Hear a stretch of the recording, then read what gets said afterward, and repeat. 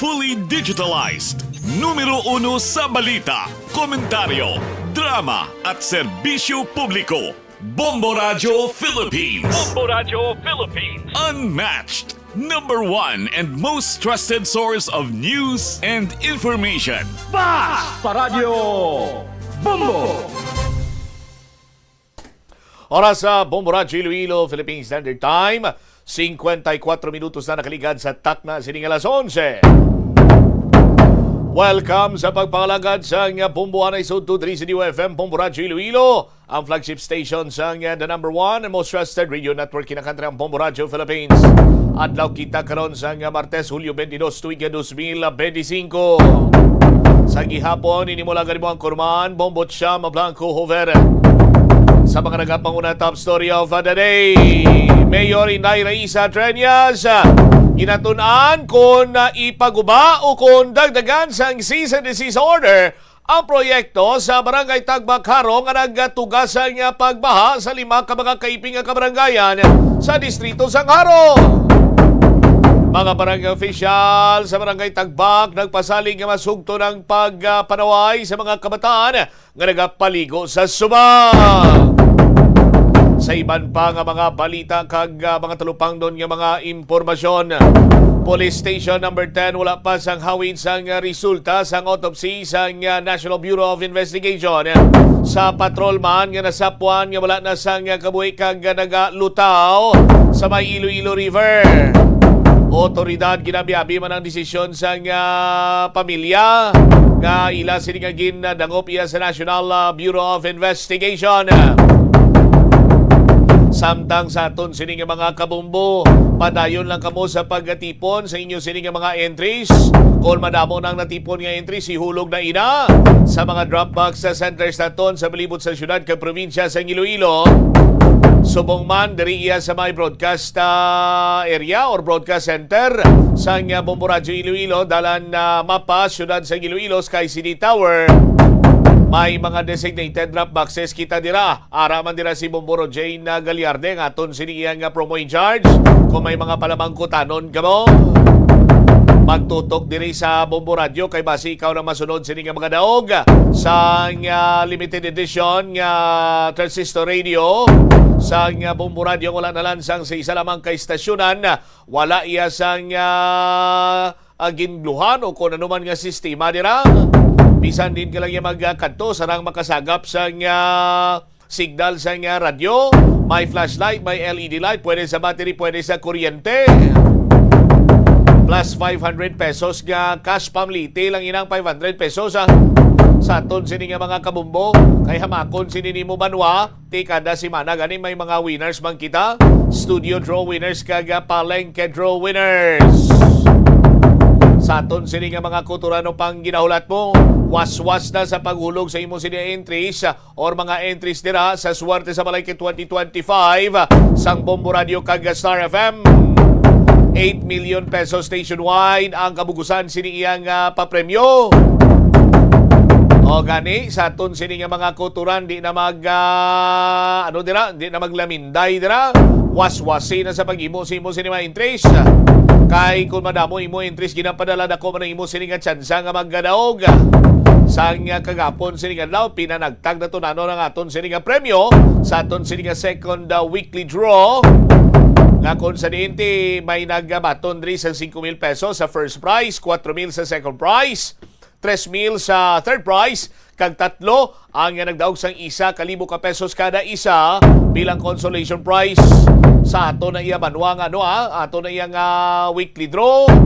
Sa Sabado, palabuton sini nga Sabado, Hulyo 26, dira kita sa may Leganes sa public market dira. Magapanigayon sang aton sini nga market draw. Gusto mo ba magdaog sang cash?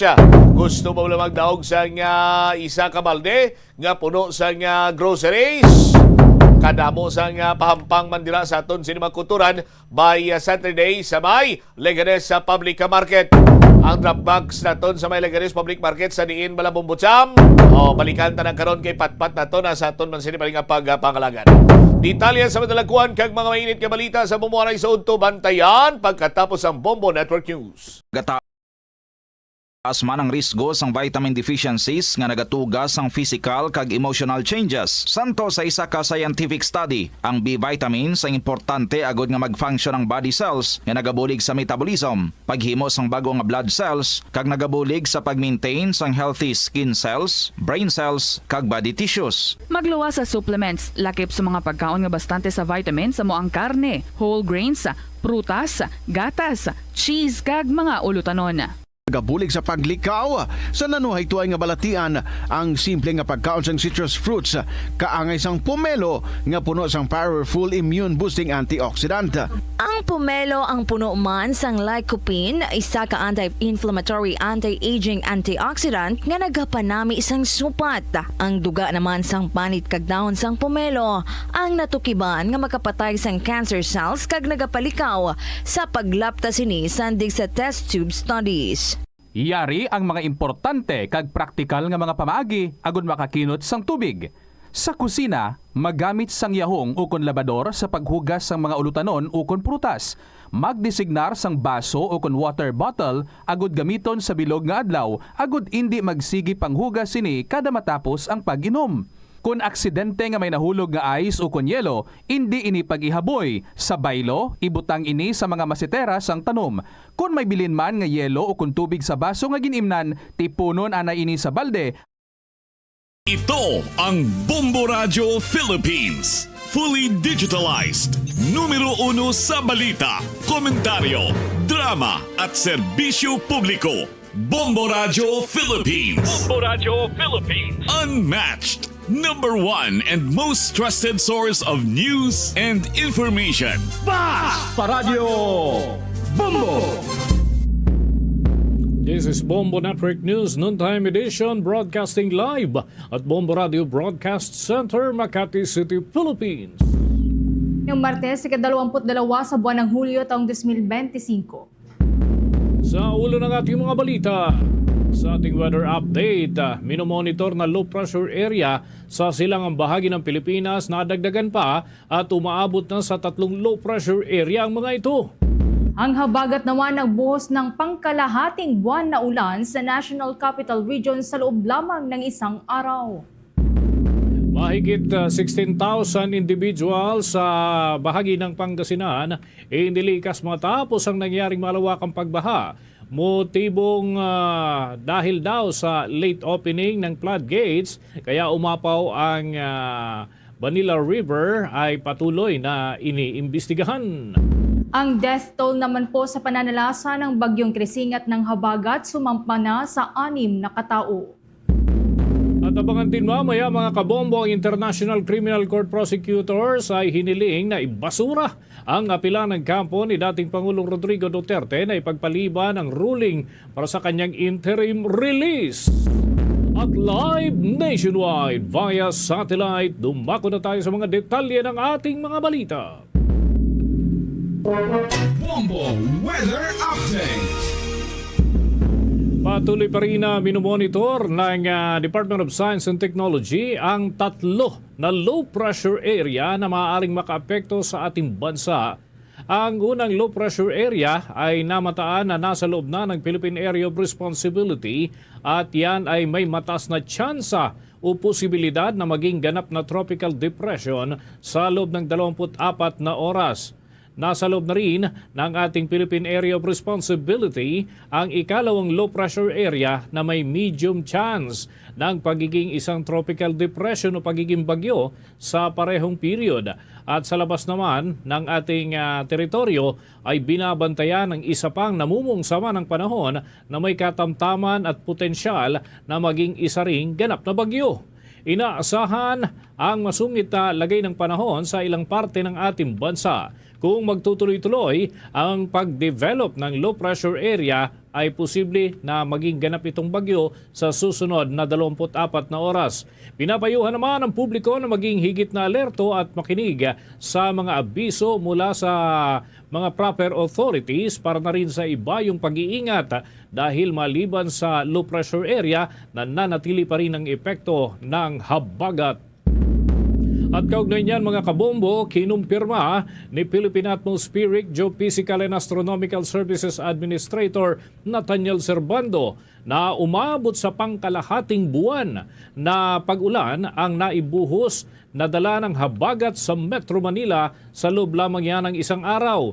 Itong naging rason ng mga pagbaha na nagpalala pa ng sitwasyon sa mga low-lying areas at pangunahing naapektuhan ang mga pangunahing bahaing lugar dito sa rehiyon at hanggang dibdib ang pagbaha na naitalang pinakamalalim habang may ibang parte naman ng National Capital Region ng gutter hanggang knee-deep lamang ang natukoy. Sinabi sa Bombo Radio Philippines ni Administrator Servando na lumubha ang mga pagbaha dahil sa pinaigting na nagdaang bagyong itong monsoon winds at ngayon ay natapat pa ito sa high tide, kaya naman ay mabilis na tumaas ang level ng tubig na naghatid ng matinding epekto sa malaking parte ng Metro Manila. Kaugnay niyan, narito ang naging bahagi ng exclusive interview ng Bombo Radio Philippines kay Philippine Atmospheric Geophysical and Astronomical Services Administration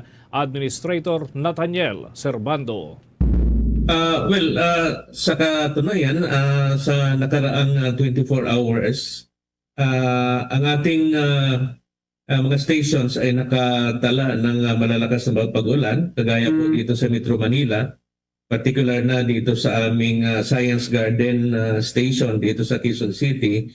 Ito ay nakapagtala ng 285.8 millimeters of rain in just 24 hours.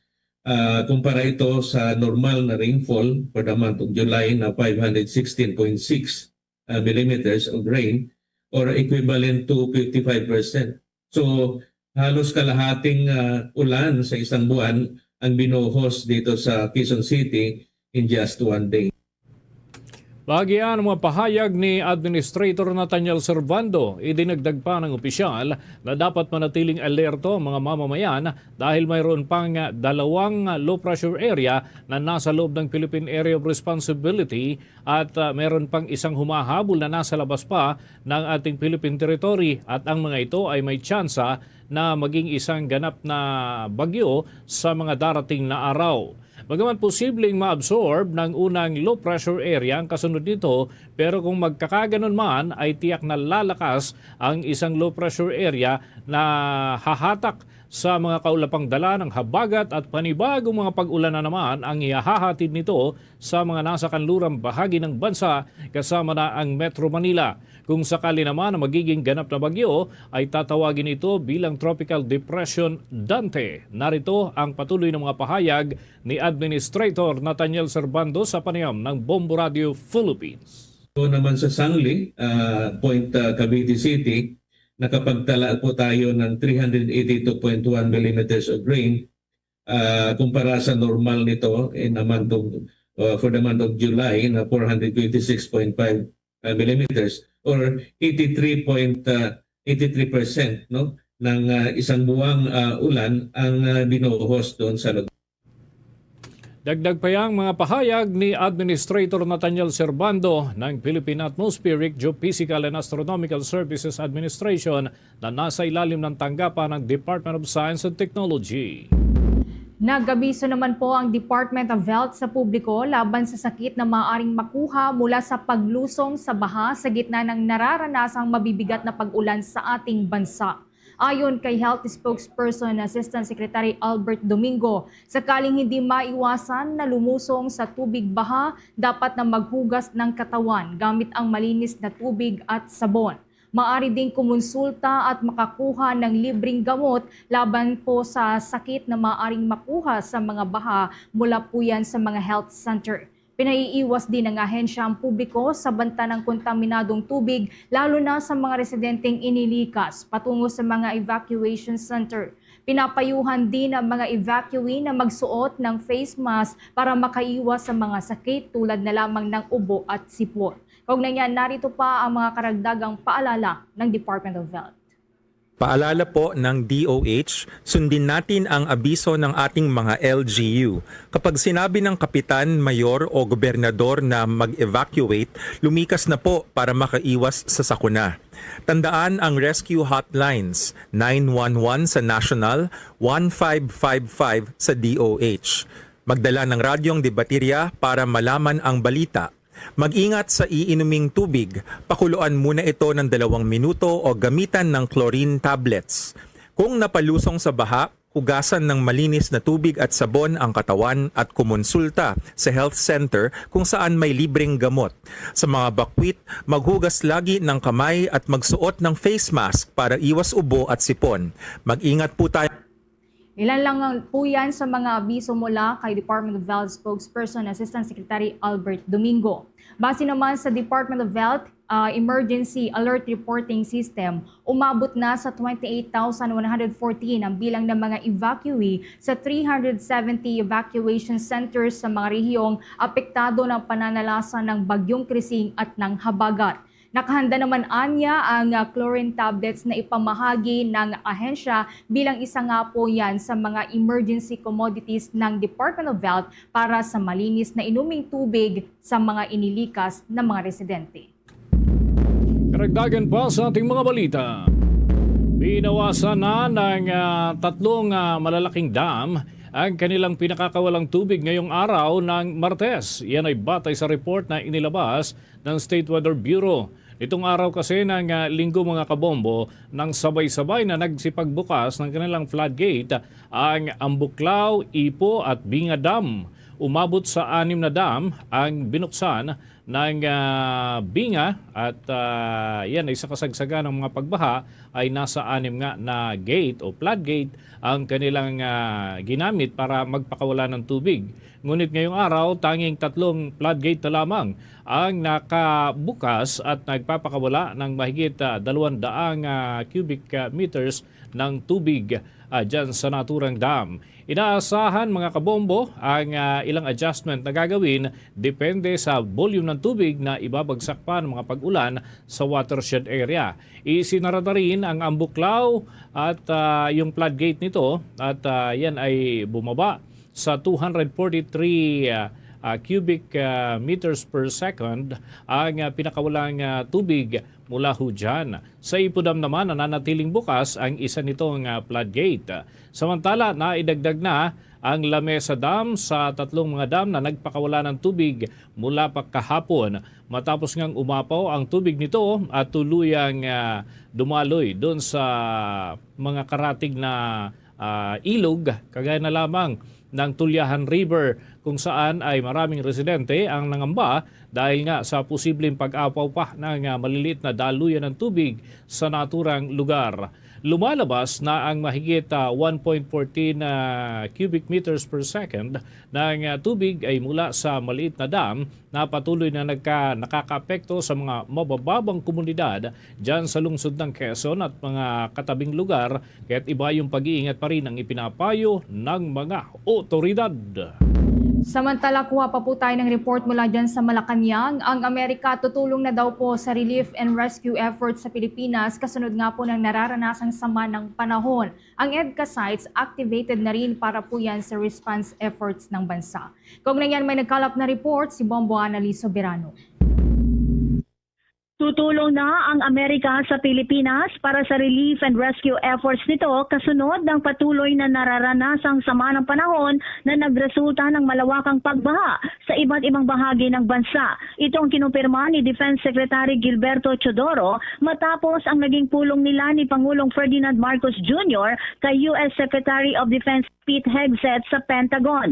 Libong-libong kasing mga kababayan natin ang apektado ng mga pagbaha mula sa iba't ibang rehiyon. Sa isang video message, sinabi ni Secretary Teodoro, pumayag na ang U.S. government sa pamamagitan ng Indo-Pacific Command sa pamumuno ni Indo-Pacific Command Commander Admiral Samuel Paparo na tulungan ang Pilipinas.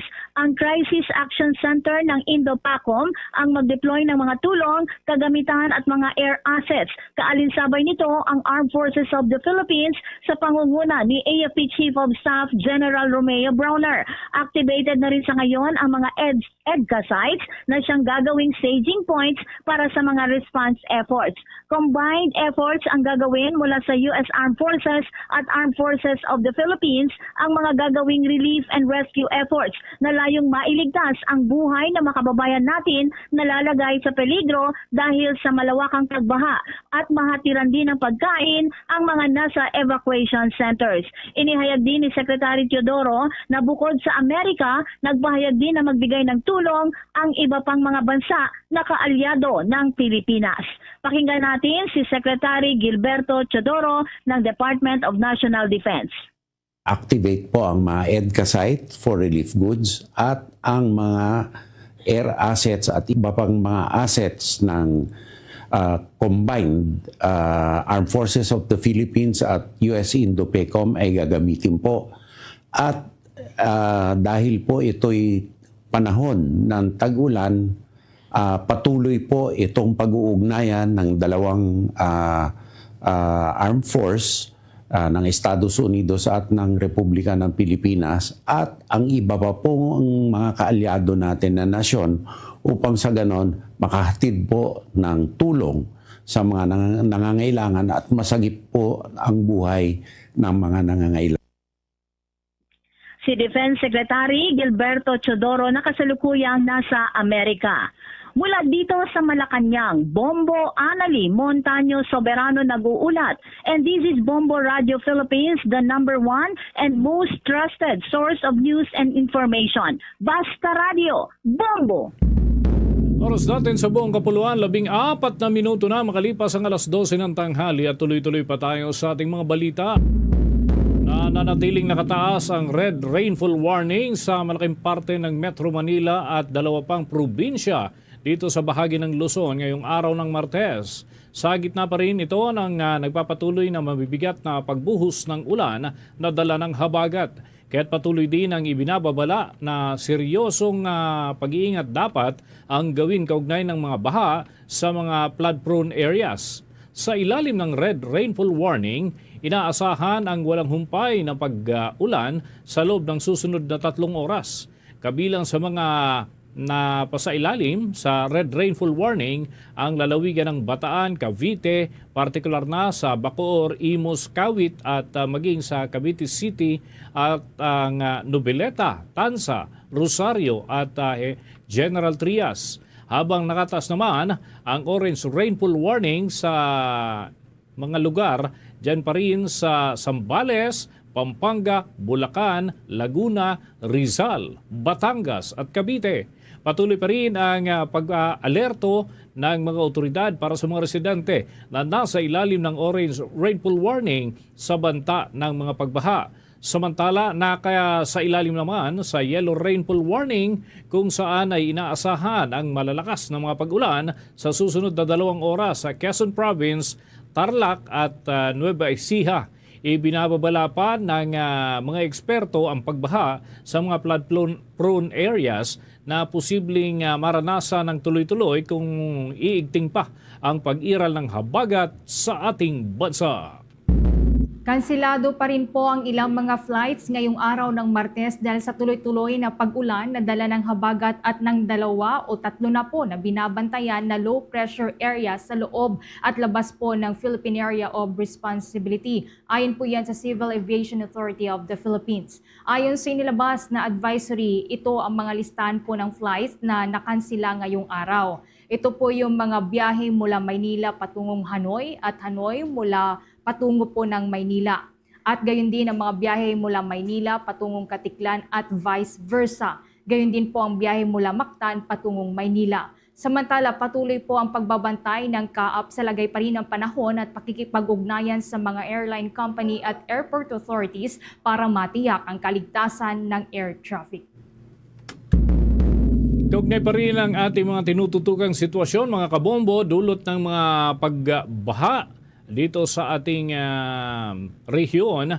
Ang baha sa Las Piñas City ay pahirapan pa rin ang sitwasyon ng mga residente at ilang mga mamamayan dyan ay labis na ho ang perwisyong inaabot. Alamin natin ang update mula kay Bombo Bea Pinisa. Bombo Dennis, Bombo Ever, pahirapan ngayon ang paghupa ng mga baha dito sa Las Piñas City, kung saan nakakaranas pa rin ng pabugso-bugsong ulan ng buong lungsod. Sa ating mga naging pag-iikot kanina, nakita natin na talagang umapaw na ang Zapote River na siyang konektado sa daloy ng mga iba pang ilog at creek dito sa Las Piñas. Apektado ngayon ng hanggang binting baha ang mga taga San Antonio Valley 7 at ang kalapit na residential compound na Liwanag Compound na siyang sakop naman ng barangay Pulang Lupa 2. Ayon sa isang residente na ating nakapanayam kanina, ang kanyang pangalan ay si Nanay Jonalyn Fuertes, pahirapan ng paghupa ng baha sa bahaging ito na kadalasan daw na umaabot ng 2 hanggang 4 na araw. Anya mula sa kalapit na ilog ang pinanggagalingan nitong pagbaha na dapat sana ay umaagos palabas sa mga ilog malapit sa Kanaynay Avenue at maging sa Naga Road. Malaking perwisyo na din anya para sa mga residente dito ang naturang baha dahil kadalasan ay pumapasok na ito sa kanilang mga tahanan lalo na at kung malakas na ang pagulan sa lugar. Kaugnay pakinggan natin ang mga bahagi ng pahayag ni Nanay Jonalyn Fuertes. Ito binabaha. Bahay na ito. Kasi doon yan umaago sa ilog. Nung sinara nila yung ano dyan, sa Tironan, binaha dito. Kasi may ang drainage doon na yon. Sa San Antonio, pag bumaha dyan, baha din dito. Kasi ang drainage doon sa San Antonio, di mga lamang malalim doon, ma'am. Kasi mababa yan. Kaya ayaw nila intindihin kasi ma'am, papasok sa mga bahay. Hindi sila nagrereklamo kasi papasok sa mga bahay. Natural na yan ma'am. Dahil yun, kapag bumaha doon, papasok ang tubig dito sa amin. Dapat yan diretso papunta sa ilog. Samantala, hindi pa rin humuhupa ang baha naman sa mga malalaking bahagi ng Talon 5 sa Las Piñas City pa rin. Partikular na sa mga bahagi ng Chesa Street, Rainbow Village, Doña Leoncia, Apollo 1 at Apollo 2 ng Munok Village na pawang mga katabi lamang ng creek. Ayon kay Kagawad Marlon Chua na siya ring Disaster Committee Chairman ng Barangay Talon 5, may mangilan-ngilan pang area kung saan baha pa rin, pero binigyan din niya na hindi kabuuan ang naging pagbaha dito.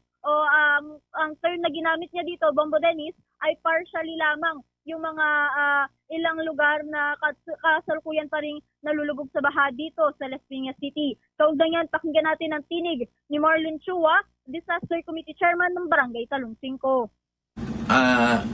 Una-una dito sa Barangay Talon 5, yung SAMNA, which is covered na kasi yung Talon 1 niya, nagkaroon kami ng katastral na hiwalay na yan.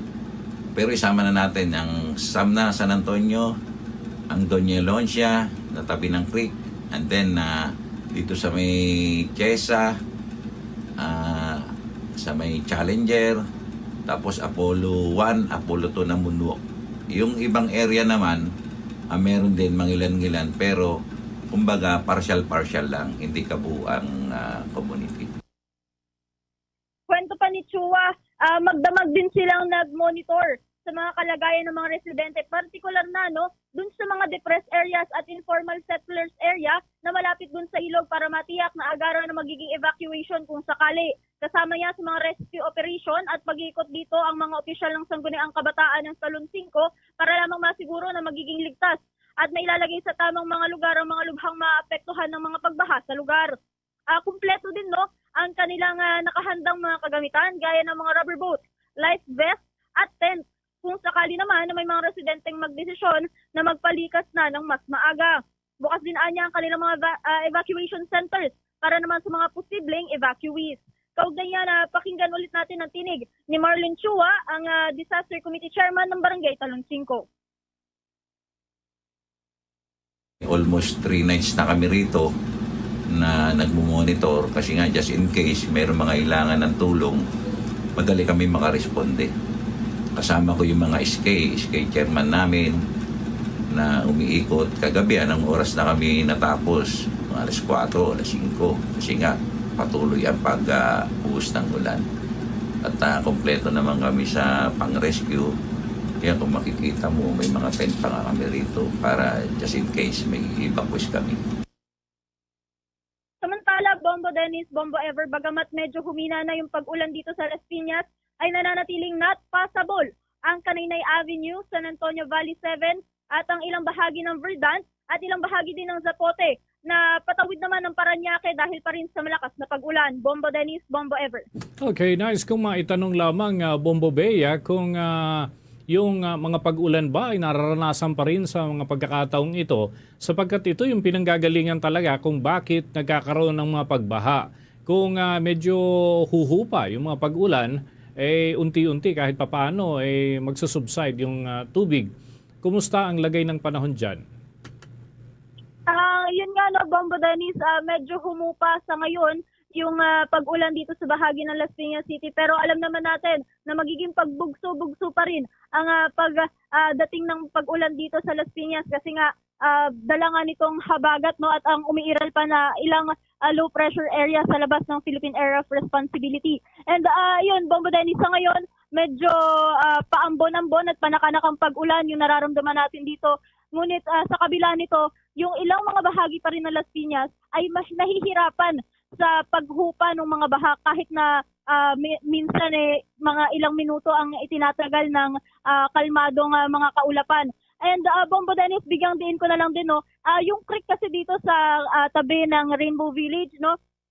Ito kasi may ginagawa dito kaya nahihirapan din ang ilang mga otoridad at opisyal ng barangay na magkaroon ng paghigop dun sa mga tubig na inilalabas itong river dito sa tabi ng Rainbow Village kasi may mga ginagawa pa dito na daanan at hindi pa ito kasalukuyang tapos. Kaya ito din yung nagiging dahilan kung bakit nagiging stranded yung ilang motorista at hindi makadaan din yung ilang motorista dahil may mga, maliban dun sa mga pagbaha, may mga harang pa mula doon sa construction na ginagawa, Bombo Dennis. Bombo Bea, nitong nakalipas na mga oras, meron pa bang mga naidagdag dyan ng mga inilikas ng mga residente ng Las Piñas at kamusta yung tulong ng lokal na pamahalaan para sa mga apektadong kababayan natin dyan? Bombo Ever, sa kasalukuyan wala munang naidagdag no dahil nga sa ngayon medyo humupa yung pag-ulan. Yung ilang mga residente pinili nila na bumalik no sa kanilang mga tahanan. Isa sa mga dahilan nila kung bakit bumalik sila sa kanilang mga tahanan, natatakot silang manakawan at natatakot silang baka wala na silang mauwi ang bahay. Kaya naman isa din ito sa nakikitang struggle ng lokal na pamahalaan ng Las Piñas kasi yun nga, para din sa kaligtasan ng mga residente, mas pinipili pa rin nilang umuwi kaagad kahit pa alam nila na mayroon pa silang baha na susuungin. And so far, Bombo Ever, yung pagbibigay naman ng paunang tulong ng lokal na pamahalaan ng Las Piñas ay tuloy-tuloy. Kanina nakapagbigay na sila ng mga hot meals para dun sa agahan and then sa kasalukuyan naman, nagpapaluto na sila ng mga para sa lunch. Particular na dito sa mga bahagi ng Pulang Lupa 2 and dun sa bahagi ng Verdant. Dahil nga dito sa mga bahaging ito ay lampas tuhod na at yung ilang bahagi din hanggang dibdib na yung naging baha. Kaya naman nagbigay na ng paunang tulong at inilikas na din yung ibang mga residente. Pero so far wala pa namang naiulat na karagdagang evacuees, Bombo Ever. Okay, with that, maraming salamat Bombo Bea from your end. Yan muna mga updates mula dito sa Las Piñas City. Ito si Bombo Bea Piniza. And this is Bombo Radio Philippines, the #1 and most trusted source of news and information. Basta Radio, Bombo! Samantala, sarado po sa trapiko ang nasa 18 national road sections sa 4 na rehiyon dahil sa pinagsamang epekto ng Bagyong Krising, Habagat at ng mga binabantayan po na low pressure area. Ayon sa Department of Public Works and Highways, nasa 3 road sections ang isinara sa Cordillera Administrative Region, 12 sa National Capital Region, 2 sa Region 3 at isa po sa Region 6. Dahil po yan sa mga naitalang pagtaas ng level ng tubig, baha, pagkaputol ng kalsada at pagguho ng lupa. Mayroon ding 15 na national road sections ang nalimitahan ng access, kung saan 7 po dito ay naitala sa NCR, partikular sa may Boni Avenue, Mandaluyong City, sa corner F. Ortigas. Gayon din po sa Imelda Avenue sa Pasig City, sa may EDSA Balintawak Station, Espanya Boulevard, partikular po dyan sa may Antipolo to A. Maceda, at gayon din sa may Taft Avenue northbound at southbound malapit po sa may Pedro Hill Street. Gayon din sa may Manila North Road, sa may Regalado Avenue, sa corner po yan ng Bristol Street at maging sa Santo Domingo Avenue sa may corner po ng Atok Street. Gayon din, limited din po ang access sa 5 road sections sa Region 3, isa sa Region 4A at 2 sa Region 9. Dahil pa rin po yan sa mga naitalang pagbaha, mga soil collapse, tumumbang puno, madulas na kakalsadahan at na-wash out po ng mga detour road. Lahat naman po ng national roads at mga tulay sa mga apektadong rehiyon ay nadadaanan ng lahat ng uri ng mga sasakyan. Samantala, ako pa tayo ng mga karagdagang report.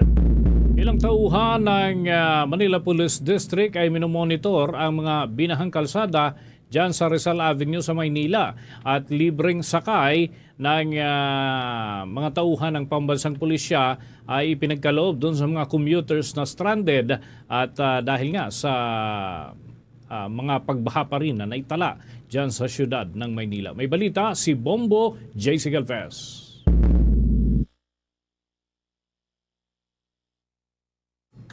Bombo JC. Check natin maya-maya yung linya ni Bombo JC Galvez, mga kabombo at mga ka-Star Nation. At abangan din mamaya ang iba pang mga karagdagang balita at maging ang ating panayam doon naman sa pangangalaga para sa ating mga alagang hayop sa panahon po ng ganitong sitwasyong kalamidad. Balikan natin yung linya ni Bombo JC Galvez, kaugnay duman sa libreng sakay na pinagkakalob naman dyan sa syudad ng Maynila. Balita mula kay Bombo JC. Please come in. Yes, Bombo Dennis, Bombo Everly, nag-iikot ngayon sa kaba ng Rizal Avenue sa lungsod ng Maynila yung ilang tauhan ng Station 3 Manila Police District para i-monitor yung mga binahang kalsada. Pinairal na rin ng mga pulisya ang libreng sakay sa kanilang police mobile para sa mga hirap makadaan dulot ng lampas gutter na baha sa Rizal Avenue. Sa panayam ng Bombo Radio kay Police Major Jomar Ermino, sinabi nitong nasa 20 hanggang 30 individual na yung kanilang natulungan maihatid sa lugar na walang baha simula yang kaninang alas 6 ng umaga. Anya, handa raw silang tumulong 24 oras para yan sa mga commuters na apektado ng baha. Narito pakinggan natin ang paunang pahayag ni Police Major Jomar Ermino ng Station 3 ng Manila Police District. So, as of now po sir, may mga area po tayo dito sa ating nasasakupan na kung saan po ay hindi na po kayang makatawid ng mga light vehicles at even motorcycle due to sudden increase ng flood dito po sa ating nasasakupan. So ang ginagawa po natin, i-monitor po natin ang mga lugar ng mga pagbaha para po maimpormahan po ang ating mga kababayan na hindi po pwedeng dumaan ang mga partikular na vehicles po dito sa ating nasasakupan. Simula po kagabi, nag-iikot na po kami kasama po ng ating mga kasamahan dito sa Alvarez sector kung saan po nagmo-monitor po tayo ng mga pagbaha po dito sa ating mga nasasakupan. Bombo Dennis, bukod nga sa mga tauhan ng pulisya, patuloy rin yung pag-iikot ng Manila Disaster Risk Reduction and Management Office sa lungsod ng Maynila. Sa mga oras na to, baha pa rin sa kahabaan ng Spanya Boulevard sa Sampaloc, Manila, sa kahabaan ng Rizal Avenue kung saan lampas gutter na. Kaya naman paalala ni Police Major Ermino sa publiko na kung wala namang importanteng lakad ay mas mainam na manatili na lamang sa kanilang mga bahay. Ito ay upang makaiwas na rin sa aksidente at sa sakit dulot ng baha. Narito pakinggan pa natin ang bahagi ng pahayag ni Police Major Jomar Ermino. Kung maaari po, paalala ko lamang po sa ating mga kababayan po na kung wala naman po kayong importanteng gagawin sa labas, ay mabuti na lang po kayong mag-stay sa inyong mga kanya-kanyang tahanan kasi po ay masyado pong mataas ang ibang parte ng ating lugar sa pagbaha. Maiwasan natin ang mga aksidente, maiwasan po natin ang abala po sa kalsada.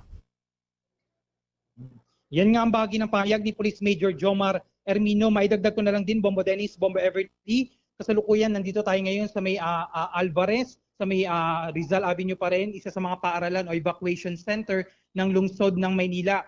So patuloy tayong kakalap pa ng mga impormasyon kung ilan na yung mga apektadong pamilya at individual na nailikas dito sa paaralan na to, gayon din sa ilang pang mga distrito. Bombo Dennis. Okay, Bombo JC, kumusta naman yung distribusyon ng mga pangangailangan nila? Ito ba ay sinasagot na ng mga barangay o mismo ang syudad ang nagkakaloob ng mga pangunahing pangangailangan itong mga inilikas ng mga kababayan natin? Dito nga sa T. Alonzo High School, Bombodenis, meron ditong mga tauhan mula sa Manila Department of Social Welfare. Dito kinukolek o kinukuha yung mga pangalan ng mga apektadong individual at bukas magpapaabot na rin ng tulong yung Department of Social Welfare and Development. Hindi lamang dito sa T. Alonzo High School sa Alvarez sa lungsod ng Maynila, gayon din sa ilan pang mga apektadong lugar sa apektadong distrito, Bombodenis. Nakausap din natin yung chairman ng barangay dito kung saan kasi low-lying area yon. So katabi noon, yung Estero de San Lazaro ay umapaw na rin, kaya dahilan kung bakit sila pansamantalang nanunuluyan dito sa sa paaralan na ito. At nabigyan na rin ng pagkain yung mga apektadong pamilya dito sa T. Alonzo High School. So patuloy nating babantayan yung mga apektadong pamilya at individual sa mga iba't ibang evacuation centers, Bombodenis. Okay, from your end, Bombo JC, thank you. Para sa Bombo Network News, ako si Bombo JC Galvez. And this is Bombo Radio Philippines, the #1 and most trusted source of news and information. Basta Radio, Bombo!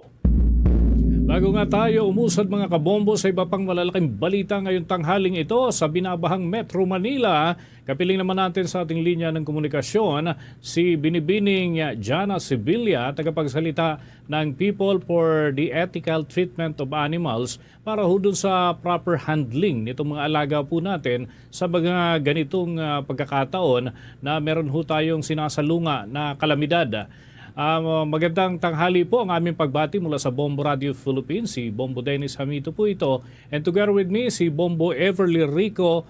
Welcome to the program, Miss Jana. Hi, magandang tanghali po sa inyong lahat at sa lahat po ng nakikinig.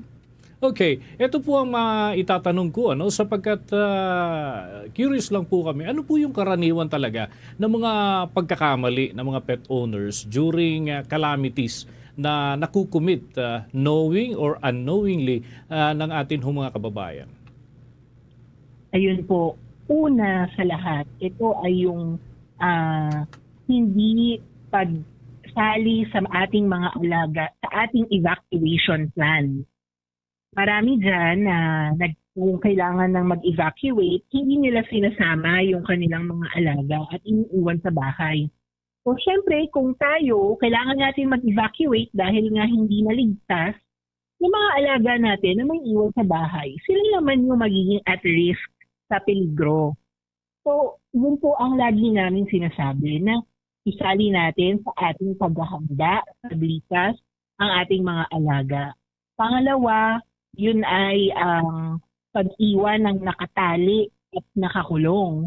Hindi na nga po sinama sa paglikas, na iwanan pang nakatali o nakakulong. So, syempre, kapag tumaas ang tubig baha, malulunod sila, hindi nila mapuprotektahan ng sarili nila.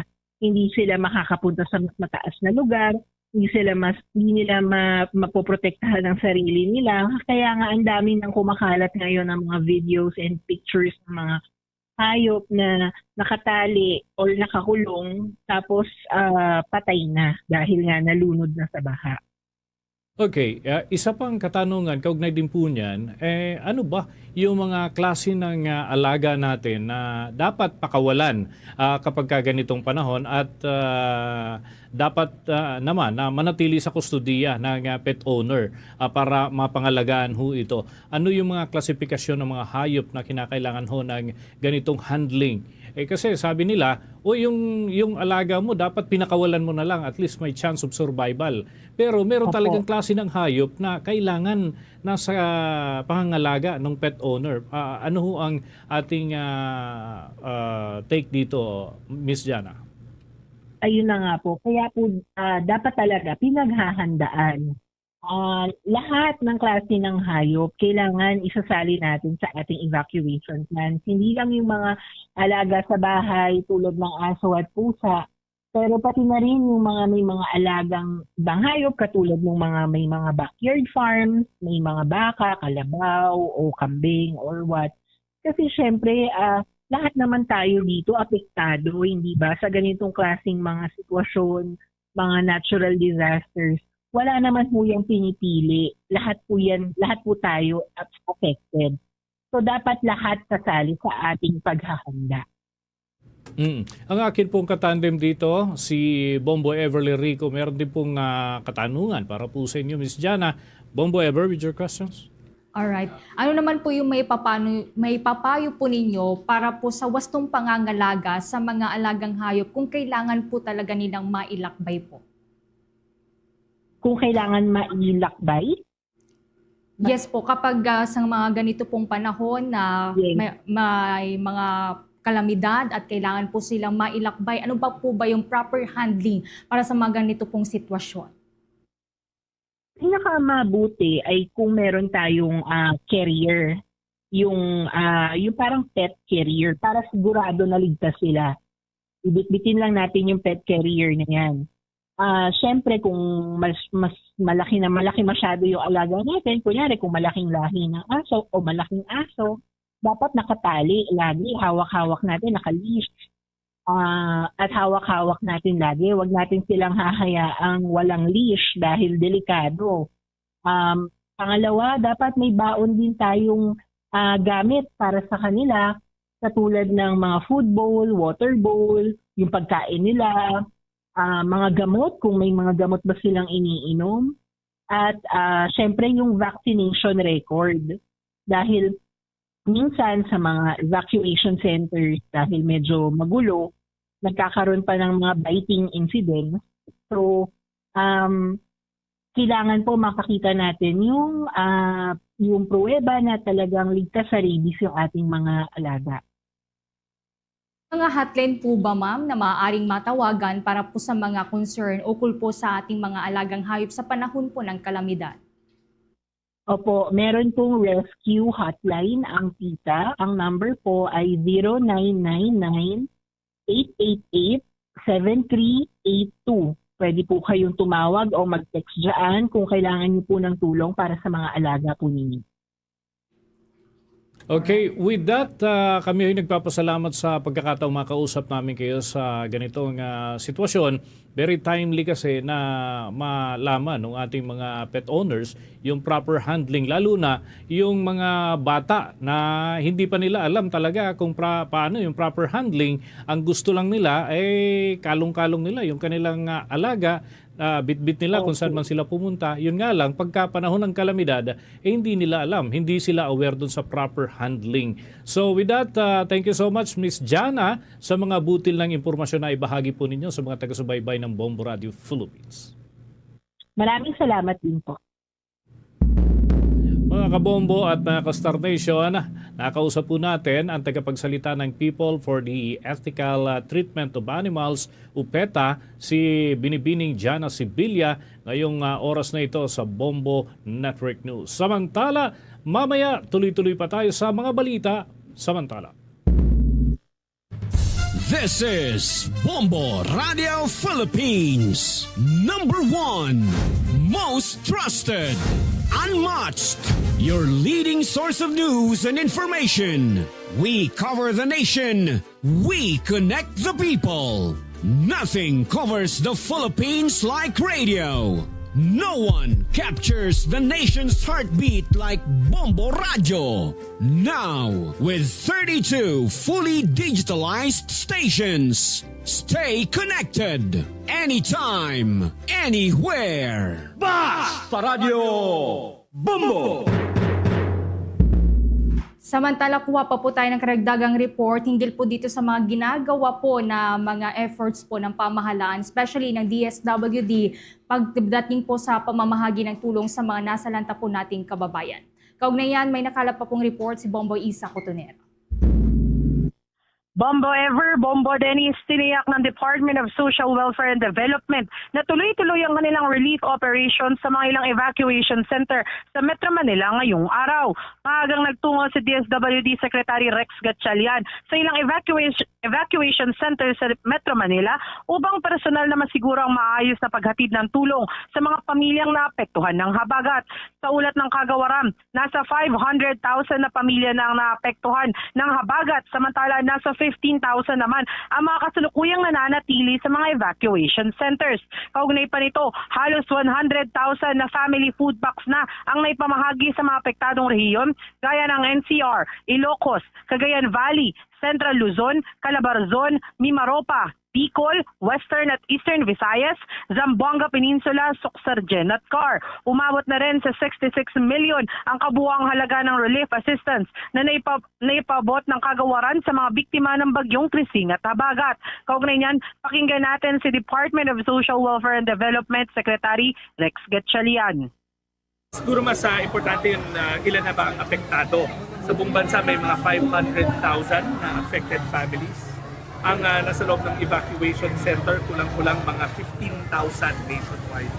Ang nare-release na natin na family food packs ay kulang-kulang nasa 100,000 na at tuloy-tuloy pa rin yan. Kasi ngayon, pumapasok na yung mga requests. Yesterday, ang focus ng mga local government units natin ay rescue.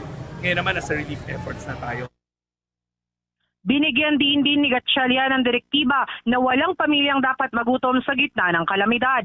Sinigurado niya rin na patuloy ang kanilang pakikipag-ugnayan sa mga lokal na pamahalaan at kung kinakailangan na mag-augment, handa anumang oras ang kagawaran upang tumulong. Kaugnay niyang pakinggan natin muli si DSWD Secretary Rex Gatchalian. Kami sa hanay ng DSWD, handa naman kami na magbigay ng mga augmentation o karagdagang tulong sa mga local government units para mabigyan nila yung mga naging biktima sa kanilang mga lugar. Ang instruction ng Pangulo, dapat lahat ng naapektuhan walang magugutom. Kaya tuloy-tuloy tayo sa food box relay na. Mula sa lungsod ng Quezon, ito si Bombo Isa Cotoner and this is Bombo Radio Philippines, the number one and most trusted source of news and information. Basta Radio, Bombo! Samantala, may ilan naman po mga residente sa lungsod ng Pasay nangangamba sa pagtaas at posibleng pag-apaw pa ng tubig sa kalapit po na estero. Kaugnay niyan, kuha po tayo ng mga karagdagan pang detalye sa pag-uulat ni Bombo Grant Hilario. Nangangamba na ngayon ang ilang mga residente sa lungsod ng Pasay kalapit na isang estero dahil sa pag-ulang nararanasan kung saan kanilang pinangangambahan ang posibilidad na pagtaas sa level pa ng tubig ng estero sapagkat malapit lamang ito sa mga kabahayanan. Partikular sa bahagi ng Tramo Street ng Buendia, Hilpuyat Avenue, pangamba ng ilang mga residente ang pag-apaw ng Tripa de Galina buhat ng walang tigil na pag-ulan. Bagamat hindi pa daras ang pagbaha sa kanilang lugar, sa oras namang magpatuloy pa ang pagbuhos ng ulan, ay siyang direktang maapektuhan ang mga kabahayanan kalapit sa naturang estero. Habang sa bahagi naman ng isang kalsada patungo sa Protasio Street ng Pasay City, ay abot tuhod na ang level o taasan ng tubig baha. Ayon sa punong barangay ng Barangay 94 ng lungsod, lubog pa rin sa baha ang kanilang barangay buhat ng walang tigil na pag-ulan simula pa kahapon. Narito ating munang pakinggan si punong barangay Leroy Lim ng Barangay 94, lungsod ng Pasay.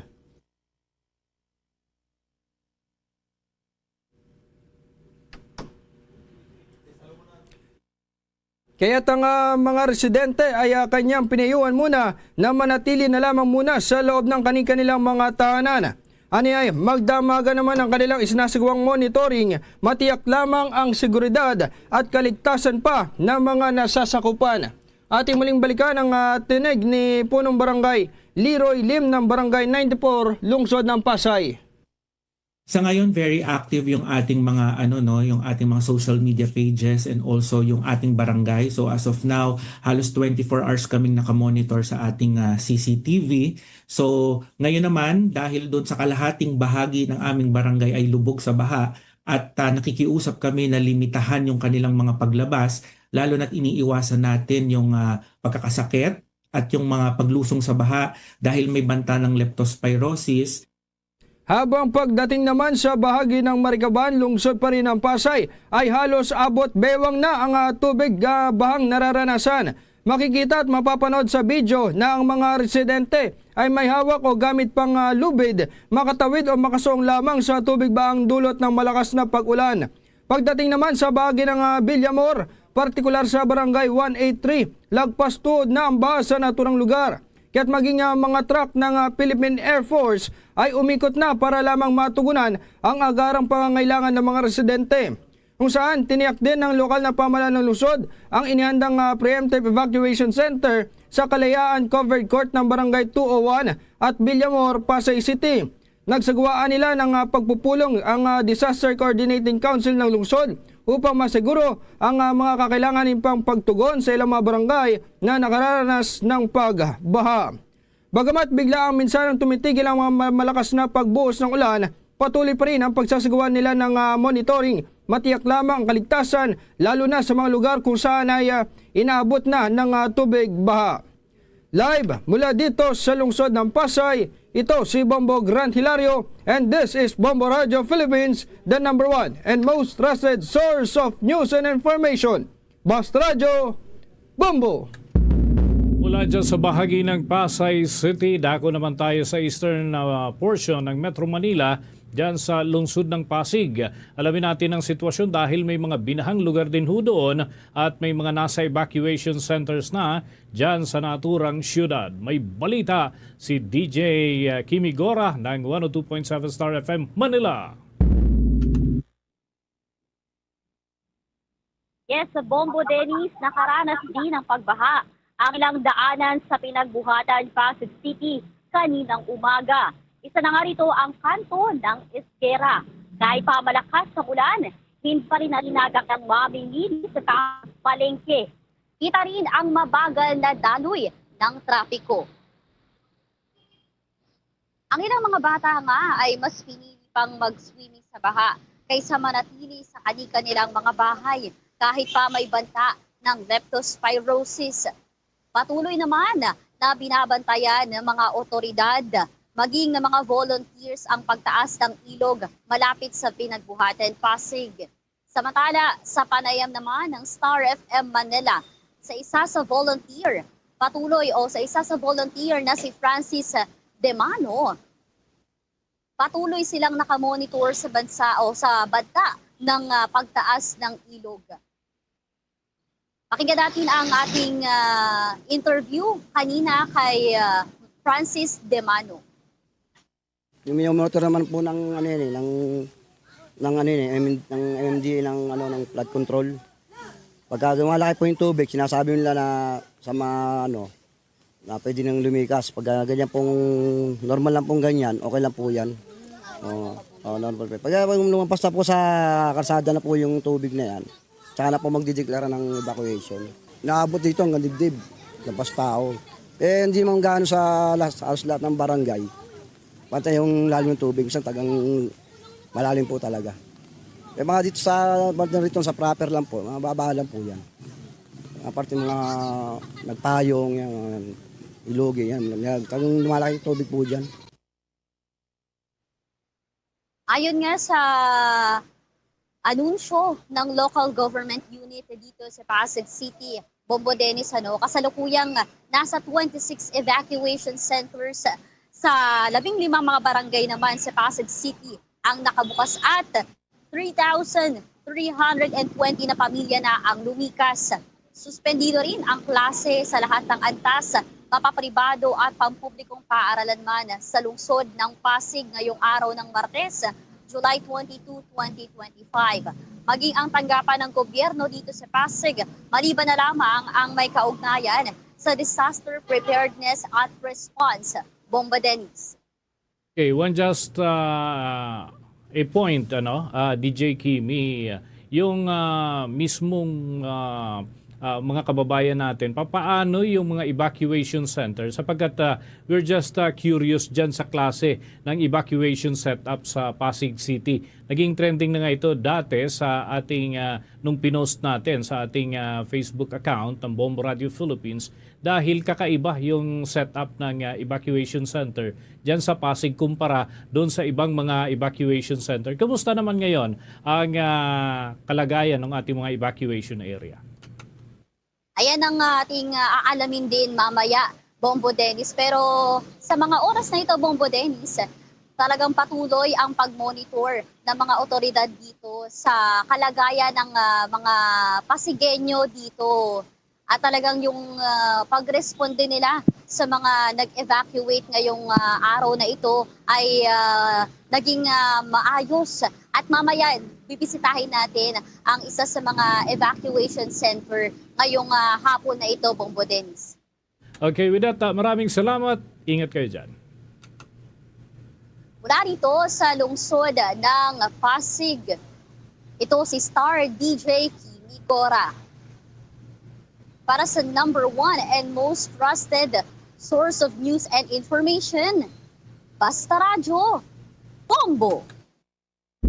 Ito naman mga kabombo at mga ka-Star Nation, nasa 16,500 individuals dun ho ito sa Umingan, Pangasinan, inilikas. Yan ay matapos ang nangyaring malawakang pagbaharin sa naturang lugar. Alamin natin kung anong bintang nila o sanhi ng naturang matinding pagbaha dyan sa naturang lugar. May ulat ang Bombo Radio Dagupan. Pumalo na sa higit 16,500 individual at inaasahang madaragdagan pa ang inilikas matapos ang nangyaring malawakang pagbaha sa bayan ng Umingan dito sa lalawigan ng Pangasinan. Sa naging panayam ng Bombo Radio Dagupan kay Umingan Councilor Edgar Rafaela Tumbuco na nasa higit 6,000 pamilya ang apektado mula yan sa 40 barangay, kung kaya't hanggang sa ngayon ay patuloy pa rin ang pagsusumikap ng bayan na muling makabangon sa nangyaring sakuna. Sa ngayon kasi aniya, umaabot na sa tinatayang 4.5 million pesos ang pinsala na naitala sa infrastruktura, habang aabot naman sa higit 2 milyong piso ang pinsala sa value crops. Kaugnay nito, patuloy naman aniya ang kanilang isinasagawang paglilinis sa bayan, katawang ang Bureau of Fire Protection o BFP na siyang nangunguna sa flushing sa mga kakalasadahang nabalot ng putik. Matatandaan na dineklara ng munisipalidad ang Umingan ng state of calamity matapos ang malakas na pag-ulan na dala ng tropical storm Krising na nagdulot naman ng pagbaha sa buong bayan.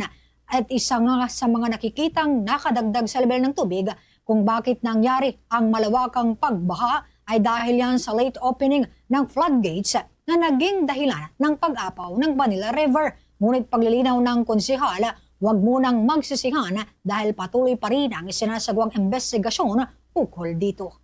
Gusto namin marinig din yung side ng barangay captain and mga may caretaker din daw kasi ng NIA doon. Yan din namin ng summon yun, ng notice na magpunta sana para sa public proper forum ma-explain naman yung para marinig din natin yung side nila. Talaga nga naman na malakas ang ulan nung hapon na yon. Kailangan natin ng thorough investigation bago tayo mag-conclude. Para sa Bombo Network News, mula rito sa lalawigan ng Pangasinan, Bombo Mayra Reside nag-uulat. This is Bombo Radio Philippines, number 1 and most trusted source of news and information. Basta Radyo, Bombo! Ang biyahe naman ng mga sasakyang pandagat sa may Capiz muling pinayagan na matapos ang ilang araw na suspensyon dahil sa habagat. Kaugnay yan, kuha pa po tayo ng update sa pag-uulat ng Bombo Radio Rojas.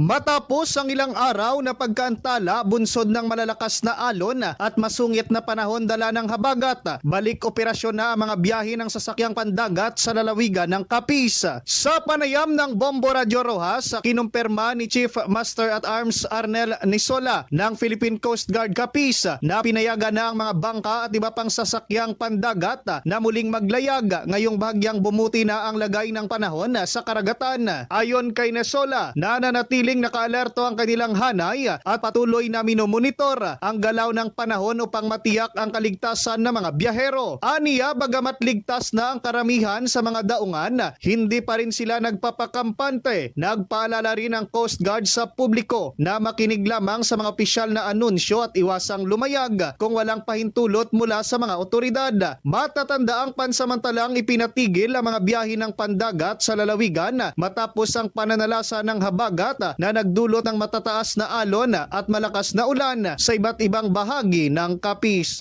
Sa pag-alis ng ating mga barko. And although normal operation pa naman ngayon yung mga barko natin na dito na pampasahero, and kasunod is yung ating mga small fisher folks. Oo, nandyan na tayo. That is the main means of your livelihood. Pero sana naman na makinig pa rin tayo sa mga abiso at saka sa mga information dissemination dahil yan po ay para sa inyong safety. Nandyan po ang Philippine Coast Guard. Hindi kayo iiwanan dyan sa gitna ng ating nararanasan ngayon na pagulan. Nandyan pa rin kami para bigyan kayo ng mga safety reminders and information disseminations. Mula rito sa himpilan ng Bombo Radio Rojas para sa Bombo Network News, ako si Bombo Darren Salomeo Henson. This is Bombo Radio Philippines, the #1 and most trusted source of news and information. Basta Radio! Bombo! Bombo Police Report.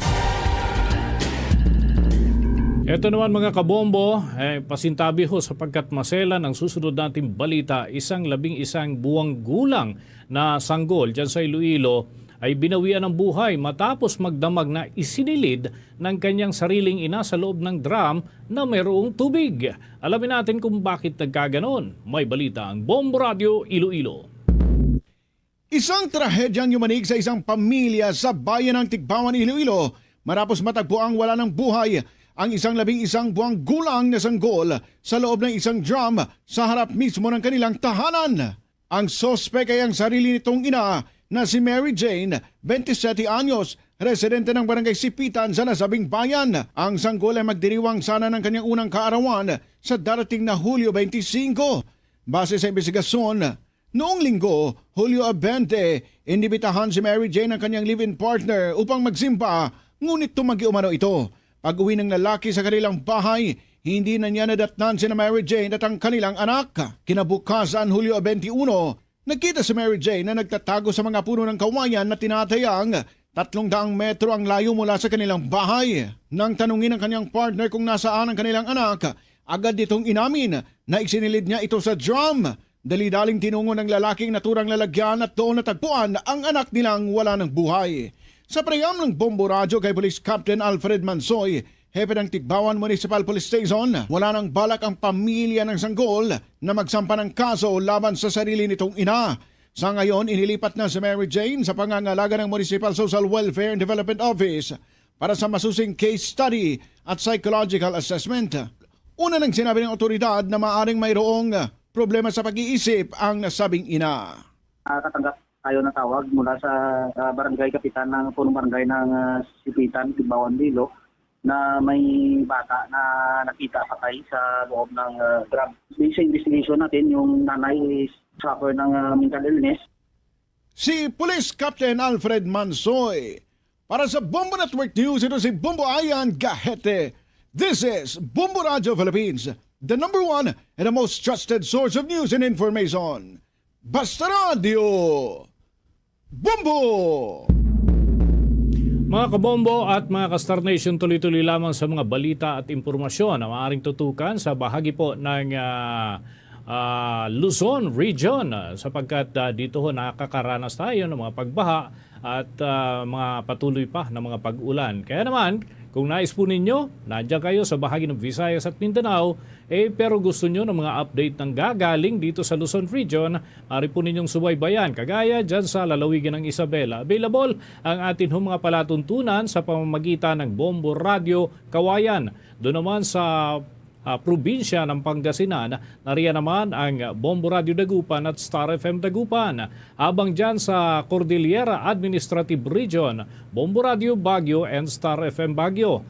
Habang sa lalawigan ng Albay, Bombo Radio Legazpi. Doon naman sa area ho na ating naaabot dito sa Metro Manila at mga karating na lugar.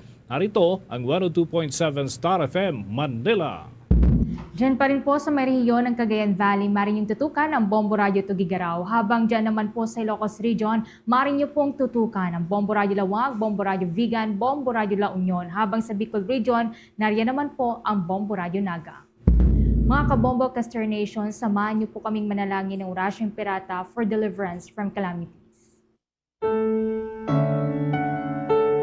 Almighty Father, we raise our hearts to you in gratitude for the wonders of creation of which we are part, for your providence in sustaining us in our needs, and for your wisdom that guides the course of the universe. We acknowledge our sins against you and the rest of creation, nature. We have confused your command to subdue the earth. The environment is made to suffer our wrongdoing, and now we reap the harvest of our abuse and indifference. Global warming is upon us. Typhoons, floods, volcanic eruption, and other natural calamities occur in increasing number and intensity. We turn to you, our loving Father, and beg forgiveness for our sins. We ask that we, our loved ones, and our hard-earned possessions be spared from the threat of calamities, natural and man-made. We beseech you to inspire us all to grow into responsible stewards of your creation and generous neighbors to those in need. Amen.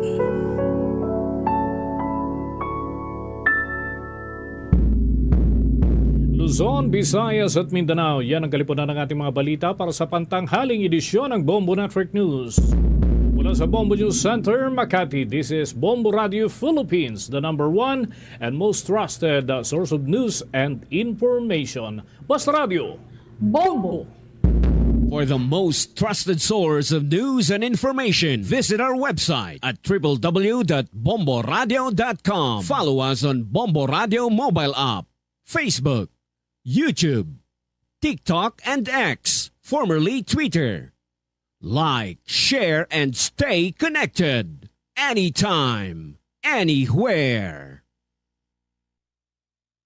Gan sa takna sining alauna, balik na diri sa pagpangalagad sang Bomboanay sa udto sa DYFM Bombo Radio Iloilo. Standby sa aton sining mga kabombo, mainit-init pa resulta nagikan karon sa Office of the Ombudsman. Akon sa diin gina-dismiss diri ang complaint batok sa kay Mayor Unal Goles. Or former Mayor Unal Goles and now Vice Mayor sa Banwaya sa Dumangas, may kantanan sa mga overpriced to lang ang mga heavy equipment daw.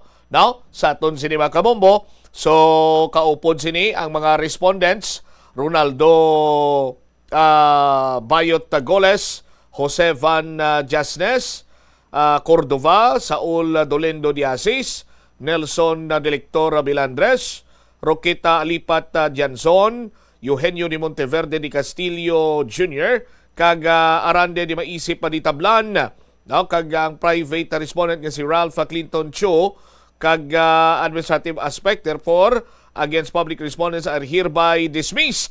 Desisyonan ini sa aton sining mga kabombo sa Graft Investigation and Prosecution Office head si Luan, Ivy Kabatingan, kagati siyempre ara dira mga biyan ang mga nag-review man sa nasambitan sini karon iyang complaint batok sa kay Ronaldo Goles, ang anay mayor kag karon Vice Mayor sa Banwaya sang Dumangas sa Iloilo. Atong mga overpriced heavy equipment so gin-dismiss ining complaint batok kay Vice Mayor Unal. 5 minutos na nakaligad sa takna sining launa. Standby karon kay sumpunan naton ining detalye regarding sa sining kaso ni Vice Mayor Unal Goles nga gin-dismiss na sa Office of the Ombudsman. Check anay naton this time si Bombo Pauline Piliora ini may kantanan sa pagpasalig sa mga barangay official sa Barangay Tagbak Haro. Ako sa diinti bangod sa sining pagpaligo-ligo nila sa Subao. Isa iya ang nalumos kag ginbawian gid sang kabuhi. Sa aton sining mga kuturan, si Bombo Pauline may follow-up report. Pao sa report na, please go ahead. Ginpasalig Bombo Cham sang barangay official sang Barangay Tagbak Haro nga mahugot o kon hugot masugot na ginila nga sawayon ining mga kabataan nga nagapaligo dira sa Suba sakop sang Tagbak Haro Iloilo City matapos ining ginbawian sang kabuhi ining 13 anyos nga bata nga lalaki nga naligo dira sa bahin sang Suba sang Domingo nga adlaw kag ginapahayag na lumos ini siya kag kaginalagid sang aga subong nga Martes nakita ang iyang alawas so bali nagsukat na sang pila ka adlaw kag ginpahayag diri sang mga kaupon niya nga naligo sang iyaman nga himata Bombo Cham nga Domingo ini sila nga adlaw nagapaligo do ginaburbanta mga pulo ini sila kabilog kag may nagtuad man diri kani ining mga kabataan nga nagpaligo ko upod ining biktima nga gisaway gid man sila sang tanod apang ang iban nagapabilin pa didto nga magalangoy-langoy sa Suba nga ginabulabanta madalom-dalom ini siya, do around 6 feet ini siya, pero sang nagbulubaha paha pala sang pilaman ka adlaw, mataas-taas ang tubig. Natigayon diri naton nga ma-interview ang barangay kagawad sang barangay Tagbakaro nga si Kagawad Eric Laburdo. Yan diri kinpahayag nga sang Domingo nga adlaw, and usually kung maglain ang siyempo may nagakadto dara kuno nga mga tanod agod nga magsaway. That time kuno nag-growing ini sila, kaupod man ini kay Kagawad Laburdo bangod naghatag sang relief goods sa mga apektado man nga apektado sang bagyong Krising sa tinalikdan man nga adlaw. So nalabyan dara nila ining mga kabataan nga nagapaligo kay kung maayo ang tiyempo bumbot siya wala man dara sila nagapaligo. Ang gina-timing sa mga kabataan ining kung magbastog ng daludo sa tubig, madalom ang tubig dara sa may suba kag amo ang pagpaligo nila bumbot siya. So that time, nagsaway sila, pero ang situation, or ang scenario permi is ang buli ng balas, ang mga pangsaway sila nga mga barangay tanod, ang ilaman nga gabantayan. So nakatalana nga mag-dihon or mag-meeting ini sila, bumbotsyam, agad nga istoryahan man kung ano pagid ang net Manila nga obrahon. Ining si Kiel, ang biktima nga 13 anyos nga bata nga lalaki, usually makita gid man dira kuno kung magbabaha o pwede niya mga amigo nga nagapaligo kay tikilala man dira iyang pamilya kay madugay naman nga naga-stand dira sa bahin sang barangay Tagbakaro. But sa bahin subong sang barangay officials sang barangay Tagbakaro ma-offer man ini sila sang financial assistance. Umugay man yung ginaubra kung may mga casualty or may taliwan nga ila man nga pagmuluyo sa Tagbakaro, pero para sa ila subong first time ini sang iya nga termino, first time ni kuno na tabo nga may ginbawian sang kabuhi mga drowning incident gid man kuno siyam, pero hindi siling mahambal naton nga may ginbawian sang kabuhi do amo ni ang una niya nga nasalapuan nga ginbawian gid dito sang kabuhi. Pero sa bahin subong sang investigasyon iti ang tatay kagina sang biktima wala naman suno siya, wala naman sila kuno planong ipotopsy, pero nakita sa iyang agtang dito nga may 1 cm ini nga kalabaon sang pilas sa iyang agtang kadto ang iban nga dugo medyo pet ka pa man, pero makita mo gid nga medyo bloated naman ang iyang alawat ning 13 anyos nga bata. Kabati nila naton ang ato ng interview kay Kagawad Eric Laburdo sang barangay Tagbakaro, Iloilo City. Nagapaligo usually mga kabataan gid kag may mga tanod kami nga nagalibot, ginasaway sila galing kay hindi man sila magpasaway. Kung maglakat naman ng tanod namon, nagabalik naman sila, nagapaligo naman sila liwat sa sapa. Pero banta mo Kagawad, mga ano kadalugod ining suba dira along dito sa likod sa terminal pa kadto diri. Daw hindi with matatansya, no? Daw mga dalom siguro, daw mga subra 6 feet siguro. Oo. So considering nga amo na sa Domingo amo to nagsugod dito, may nag-roving nga talo. May ara gid, may ara itatanod nga nagalibot da kag nagasaway sa mga kabataan nga nagapalaligo nga magtakas kay grabe ang current sang kuan mo tubig. Pagkatapos natin after sa siningan natabo, ano ang naka-meeting, nakabugid sa barangay nyo kung anong drawing nyo or basic may implement ka mga ano? Ate sa subong meeting pa lang kami kag istriktohon gid namon nga kung may mga baha o kung bagyo bawal na gid maligo dira sa sapa. Pero kung ordinary day butang ta wala nagabagyo, ginapa-allow di magbaligo. May nagabantay kumbaga. Dira daw hindi man gid kami kakuan kay usually kung wala sang mga bagyo ang iban nga kabataan gampang sa kuan sa sapa. Naamo ginang oras nga inog paligo nila. Nagabagyo kay daw nasadyahan sila kag daw gahampang sila sa kuan baha. So sining si Kiel bala sir ang nalumos ang familiar man sa imo. Kay dugay naman di sila nag-ista sa Tagbak. So usually makita mo ning bata sir kapaligo gyud man dara. Pamigi man nagapalaligo ang mga kuan kabataan, damo na sila mo. So sa amon ang ation sir may pila ka tanod nakasaway ako na sa ila. Tanod commander gang upo diya nga mga tanod man. Tapos ginsaway na sila kay isang amo to nga chimpo gapan nagtag kami sang relief goods. Ginsaway sila tapos sang uli nakita naman nagali naman diri sila liwat sa piyak nga sapa. Do buli ko lang kumbaga. si Barangay Kagawad Eric Labordo sa Barangay Tagbakaro, Bombacham. So amo na payag niya nga may nagasaway man kuno nagabantay dire sa may area, but subong ti do nagnabaw naman to ang tubig kag naghagan-hagan naman bala, hindi naman mataas ang tubig dito. But as for them dire Bombacham, amo na lang gid ang obrahon nila nga bantayan, pero amo na ito ano lang with the cost lang ni sang kabuhi sining 13 anyos nga bata, Bombacham. Alright, so ang report is that nag-dugsing o kung nag-brumak dive sila suba na mo Pauline? Oo, may nakakita Bombacham kag ang mga kaupdanan man mismo sining bata ni Kiel, ni alias Kiel, nakita nga naga-backdive siya Bombacham. Kabalo man siya maglangoy pero to basi bala naigo to ang ulo niya bala Bombacham. Alright, di pagkatapos sa todo ay gidya sang may sang amusan to nga chimpong nga nagabakdive siya, dalom lang tutubi mo paaw? Dalom kay isang Lunes nga adlaw do nakakadto kita didto aga pa Bombacham. Kaya mo to do natabo na didto ang insidente, mataas pa ang tubig do nagaduot na nabala sa may Taytay kung mag-approach ka dira sa may Green Garden Memorial Park. So mataas gid siya kung amo ni gani ang tinion, subong do naghupa-upa na to ang tubig, madalom kuno suno sa mga residente to, how much more kung saan mo to nga mga tinion madalom ang tubig that time sa may Tagbakaro, Bombacham.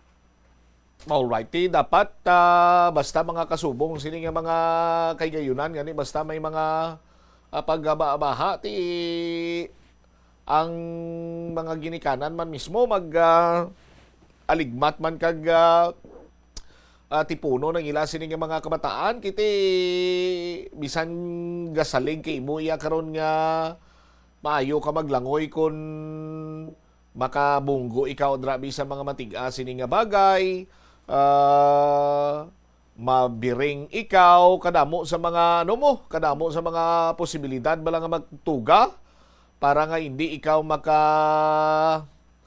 makakapakapa abi o kung hindi ikaw makapahigad pananglitan nga sumala ang imong sini nga tupa kag mo gini nagakadapat sini iya nga ibawal na daang pagpaligo sa suba kay hilabi pa kun madalom ang tubig sa tagsa ka mag-ulan. Delikado gini na Bumbo Pauline, may current pangadaan? Actually, mabaskog ang daludo sa tubig tara nga bahin Bombacham kag ang pilas niya sa ulo trido aging payag initially nga do naigo sa sharp object pero ibaloon pa diri naton pero sa bahin sang family tingin ko na to kagina sang punerarya kag do sa ilang nga bahin do wala naman sila planong ipatopsi ang bangkay sing 13 anyos Bombacham. All right. Ini si Bombo Pauline Dimitili Pilioran. This is Bombo Radio Philippines, the #1 and most trusted source of news and information. Basta Radio. Bombo! Salamat gid na Bombo Pauline Piliora sa imo sini iya nga follow-up report. Hindi lang kay sa area sang Tagbak, no? Sa aton sini nga mga kabombo, may mga kasubong sini nga nagakalinabo. As a matter of fact, kadamo sa mga areas diri nga kung saan may mga suba-suba bla. No?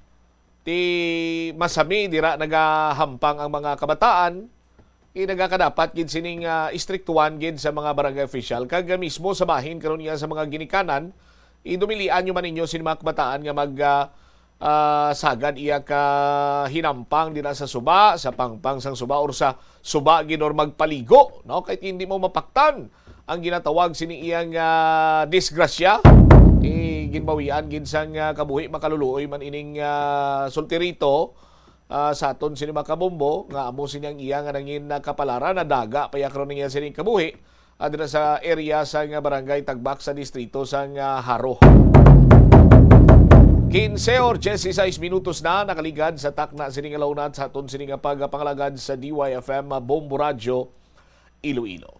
Kung madumduman sa tuig 2021, no? Gindepensahan rin ni Dumangas, former Dumangas, then Dumangas Mayor Ronaldo Unal Goles, inapayag balangati wala nagagi kuno sa nagakigo sining proseso or public bidding ang pag-procure sining mga heavy equipment.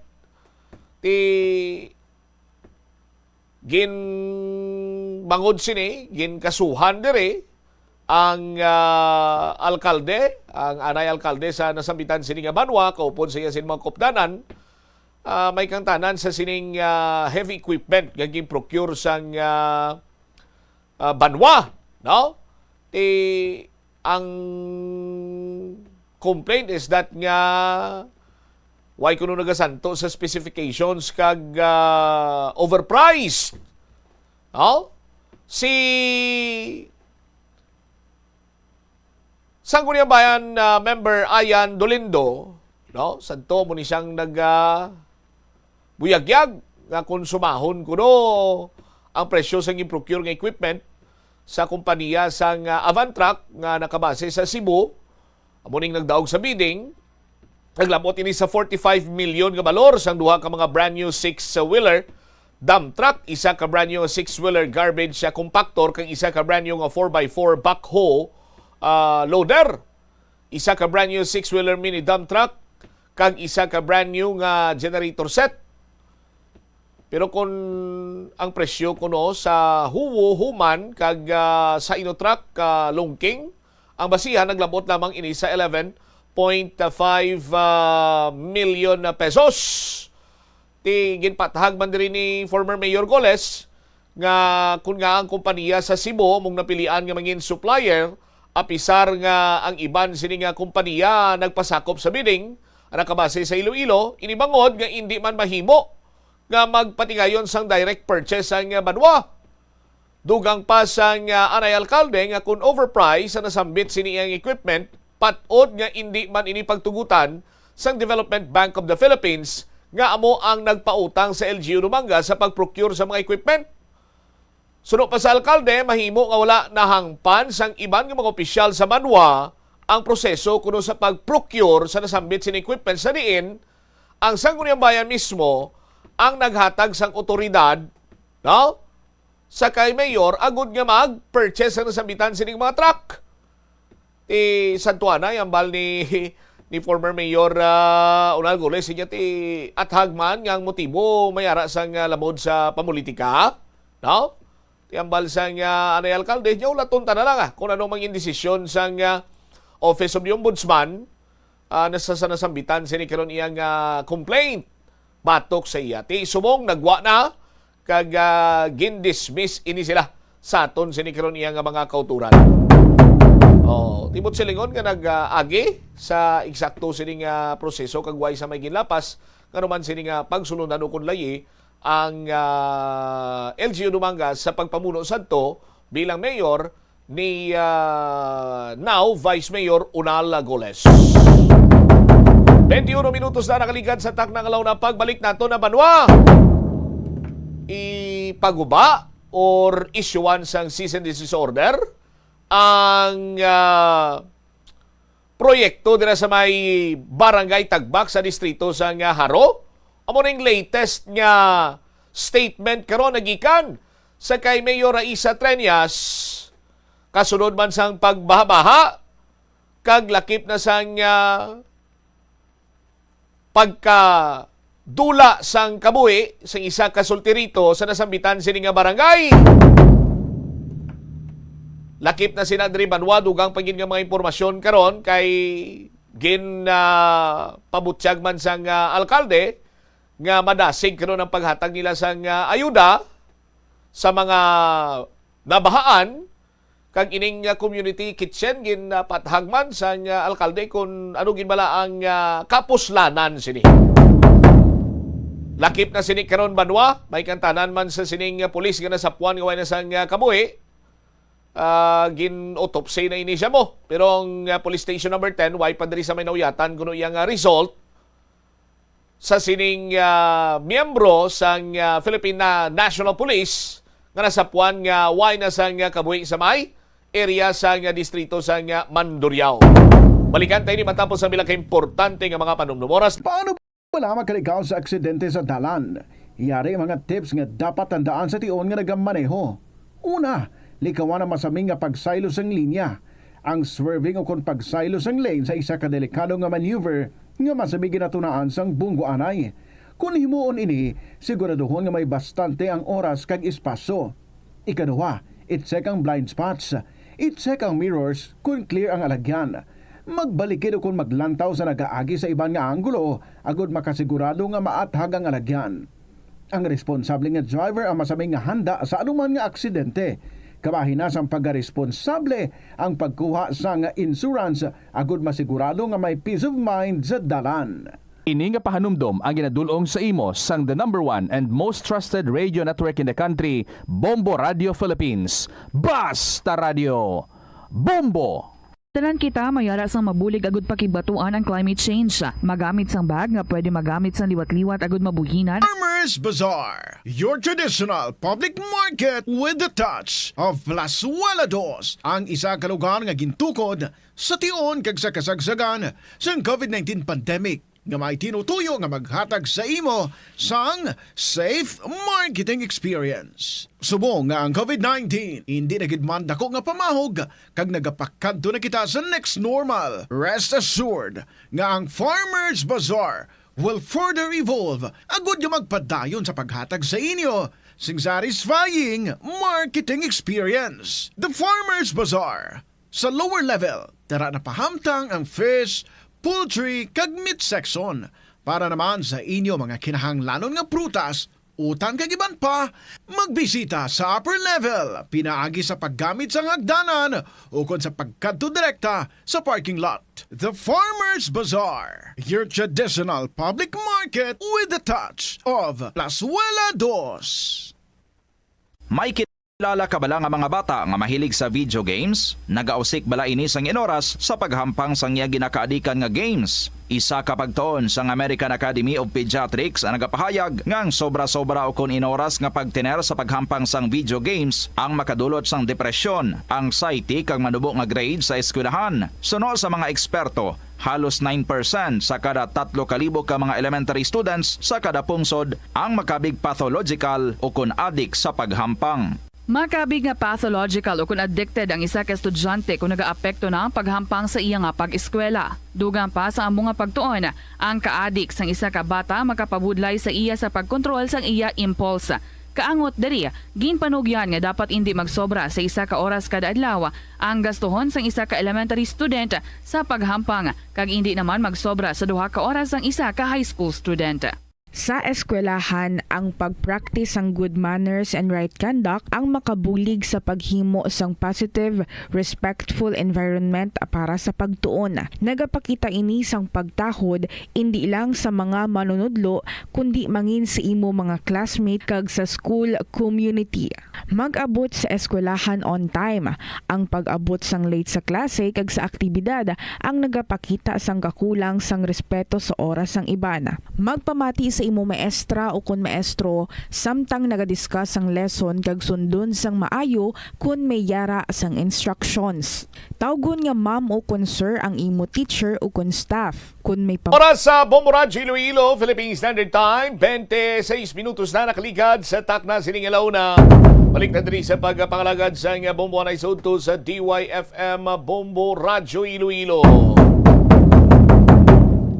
Ginatunan karon ni Mayor Inday Raisa Treñas kung bala iya sining ipaguba or papanaugan sang cease and desist order ang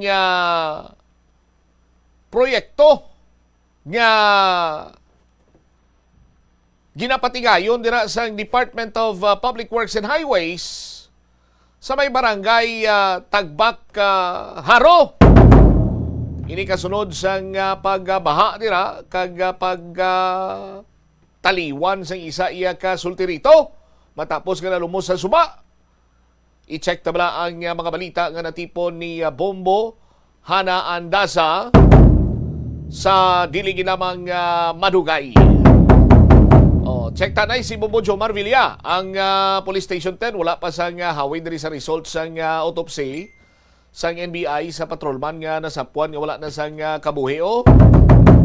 Dito niya gindangop sang pamilya mo, no? Sa bahin karon sang aton sini iyang National Bureau of Investigation, isa man ka law enforcement agency sa aton sini matag palamati, no? Kay ti kinamatarong man sang pamilya kung anong ila sini iyang mga tinutuyo kag kagustuhan agod nga matagan man sang hustisya ang kamatayon sining patrolman nga taga Negros Occidental ini apang diri na assign sa bahin karon iya sang Police Regional Office 6 sa aton sini karon nga mga kabombo no. Why man sa mga nagakigo sini iya nga mga kapilasan abe ang nasambitan sini nga police but para iya nga mahimos ang tanan digin paidalom sa autopsy pero ang nagkandak sini ang National Bureau of Investigation. Bombo Jomar sa report, please go ahead.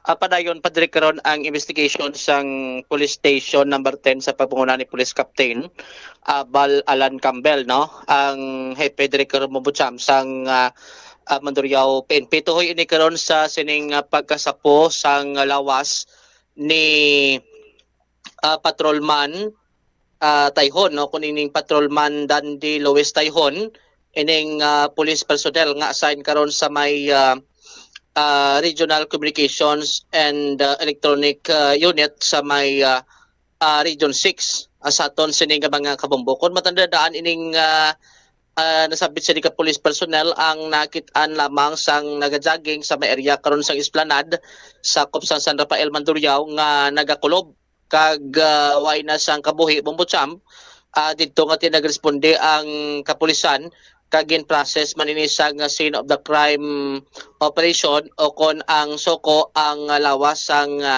nasambit sini karon nga biktima no sa aton sini nga mga kabombo. Initially tinaplastar man to nga ang ining biktima way abisang may nakita dito nga pilas no sa sini nga lawas sa plain view bisa pag check sa kalidad Bombocham o kon pilas abi katugas ang pagkabuno o kon pagkalutang o kung ano man sini nga bagay nga umigo sa lawas ini no ang do lain lang gito nga na obserbaran nga tido nagabloated na siya kag isa to signalantaw nga posible nga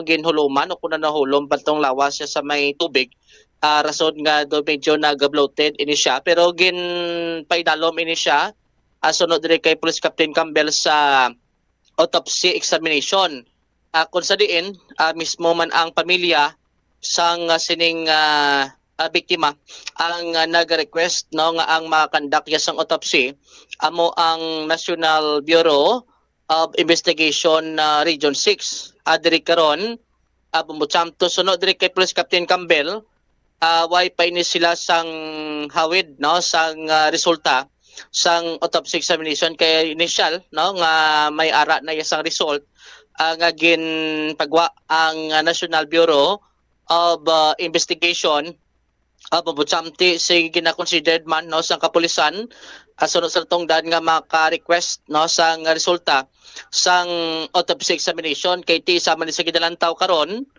nga importante no nga bahin karon sa investigation kay ti diri mabalaan kay hindi mo man kis mahambal nga kun waaya sang pilas abi sa imo sa nga pananawan pero ti may mga case man kis ang nagagwa sa autopsy nga ma-identify nga basi kung ginkuga siya o kon maiban pagid sini nga rason nga ginresulta sang iya sini nga kamatayon ang ining nasambit sini nga biktima adri Bombocham notice no kay Captain Campbell isa na sige na consider nila nga mangayo man sang kapis sa NBI o kon sa National Bureau of Investigation regarding kon ano ang resulta sang sining examination dugang pa sini Bombocham nga ti mismo ang pamilya nag-coordinate sa NBI Region 6 hindi man kuno ni makapekto ti ambal gani sini nga mas mayo man gani no nga ti makakandak man sila sang investigation para at least kung damo ya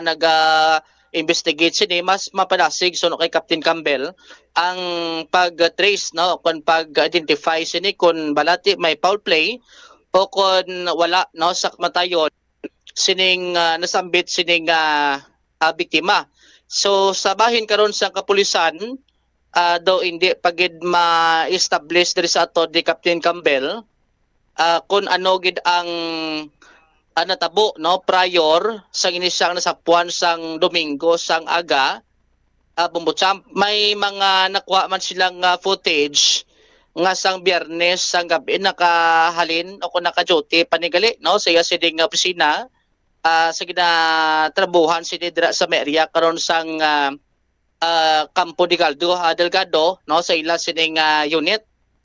Pero after sina why na sang may gin mention pa mga information man kuno ang nakuha ang kapulisan pero di pa nila ma-divulge ang iban sila basi makapekto sa investigation as to dati kung ano ang natabo kung may ginkatuan pa siya nga iban sila nga individual after sang iya sila duty abi no sang Biyernes sang gabi sa may Campo Delgado Bumbutsam may mga information nga hindi ko no mapagwa pa sang pulis bangod nga posible nga apekto man sa ila sila nga ginapatigayon sini karon nga investigation Bumbutsam. Arib na nung kabahin sa pahayag ni Police Captain Bal Alan Campbell, Hepe sa Police Station number 10.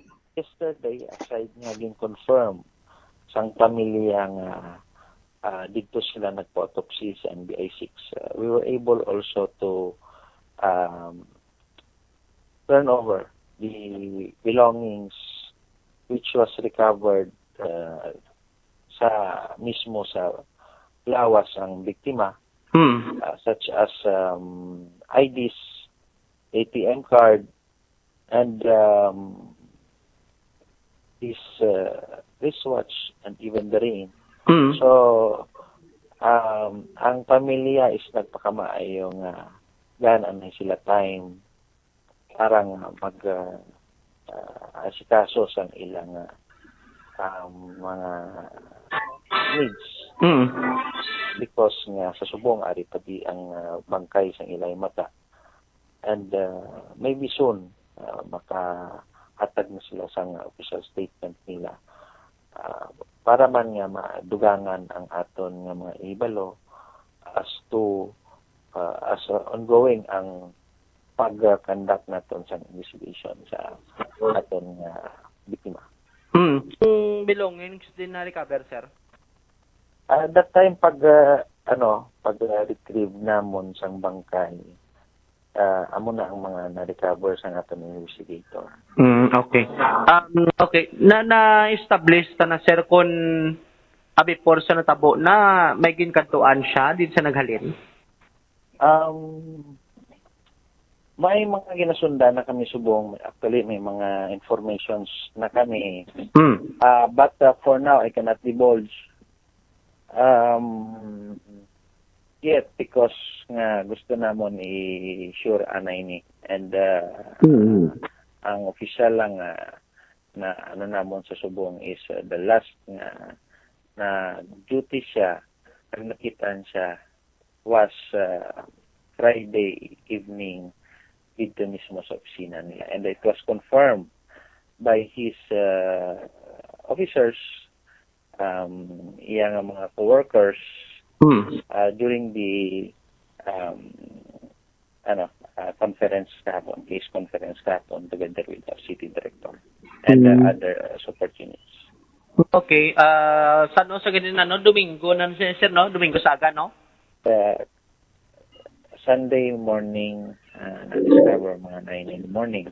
Mga around 11 na namon na-identify nga biktima na masapuan nga nagataw-utaw sa portion sa Iloilo River is a police officer.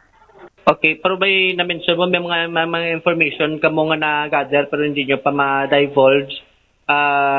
So may bali na identify na naton, sir, ko din siya after nakita to sa opisina, bali may ginkantuan pagid siya gali. Mga gina-consider naton ina. But for now hindi pa naton pwede ma-divulge until such time siguro nga ma-fully establish naton, and of course we need to add additional nga mga ebidensya para nga mapagtagpi naton ang chronological event, and hasta nga masapuan na nga wala siyang kabuhay ang atong biktima. Activity niya magluwas nga assign sa support unit. May iban pagid sa assignment? Wala, dra lang din. Okay. Tapos, dala naman sa gatulog, sir, no? Ano doon bibarak sila da? Oo. Pila na nakatuig, sir, nga assign siya di? Officially, hindi pa namon mabalaan sa parts ng Police Station 10 because today we are planning mag-discuss toro sa mga personnel sang unit kung sa assign ang aton victim. By the way, na-mention to ang family, sila yung nag-decide nga mapa-autopsy sa NBI. So, bali na matabo sini sir, may investigation man ng NBI, separate sa Police Station 10? For now, sir, we don't have any information as to that concern. But ang PNP is tuloy-tuloy pa. Tuloy-tuloy nga mag-gather sa mga facts, details, evidence, pieces of evidence. Because automatic ni sa amon. So, if ang pleasure is magpa-conduct man sila investigation sa NBI, welcome gid kita because nagapati kita nga kung damo ang naga-conduct sa investigation, mas nami kag magbinuligay. So, more heads is better than one. Okay. So bali ang kung ang NBI ma-autopsy na, ano ma-request pa kita sa ila, sir? Mayok kita kape? Isa na sa gina-consider naton because kinanglan man naton ang official result sa investigation sa NBI. Si Police Captain Balala Cabelhepes sang Police Station, number 10 dire karon mo. So may kantanan sini nagtingwa kita no nga makapadulong man sa opisina sang NBI Region 6 no. Kag natingwa ta dire istorya si Dr. Nick Butin, ang medical legal officer sang NBI Region 6. Gin-confirm niya ni nga siya nag-autopsy no sa lawas ni karon sa biktima. Pero as to the result kuno ba mo kay nagtawag sa iya ang pamilya nga lang anay no pag divulge ang results ni, pero ang confirmation nga siya nag-autopsy gin confirm ni karon sa to ni Dr. Butin ti sunod sa tungdan kay ti request mismo ina sa nga pamilya, so gina consider nila po ag confidentiality bla no sa sining resulta sa autopsy result no sa lawas mismo sa nasambit sini nga individual abambutsam. Pero may mga information kita no nga nabaton man nga ti ang isa man sa ginaglantaw karon kadagwa kasi nga resulta nga ginapahayag no nga ang kabangdanan amo ang pagkalumos sang sining police personnel, pero ti do damo sige hapon ang pangduduha kay ti kon lang tawon kun police personnel before man ini sila makagraduate sa kurso abing criminology, dumera man sila sa swimming lesson kag mismo sa ila sila training before nga makapungko na kun before makapatong na sa pagka-police gid bumbutsam. Ti sa kantanan sini diri mas mayo nga ti maangot-angot karon kay do di pagid klaro no kun anong natabo after nga ti nakita ni siya Bernes ang gabi didto sa ila siding opisina kag hasta nga ti ini siya ang nasapuan na lang Domingo na sang aga sa may Iloilo River Bumbutsam. All right. Ini si Bombo Jomar Consumo Villa para sa number 1 source of news and information, Basta Radio. Bombo. Salamat gid na Bombo, Jomar Villa sa imo siniiyang follow-up report. Ti ginarespitar nato na kung amo na yang kagustuhan sang pamilya, ginarespitar gina naton nga hindi nila luyag nga mapabalo or i-divulge sa kaginan ang autopsy result sa ila sining himata. Oras naton 42 minutos na nakaligad sa takna sining launa. Standby kay check na naton design balita ni Bombo Hana an Dasa no mga matinggas ka tinaga nagikan karon iya sa kay Mayor Inday Raisa Treñas nga bangon man sang pagbatsyag sini nga nadamo or madamo ang nahalitan sa bahin sang Tagbak Haro. Magluwas ka na bahaan may nagtaliwan pa dira tino mo ginatun-an karon sang mayor nga ipaguba or isyuan sang cease and desist order ining ongoing project nga construction of Iloilo City Access Road Section 1. Check tabla si Bombohana anda sa Bombohana sa report. Please go ahead. Ginatun-an subong ni Mayor Raisa Treñas kung kinahanglan nga ipaguba o kung dagdagan sang cease and desist order ang proyekto nga bike lane dira sa may barangay Tagbak Haro nga tudlo subong nga nagtuga iya sang pagbaha Bombocham.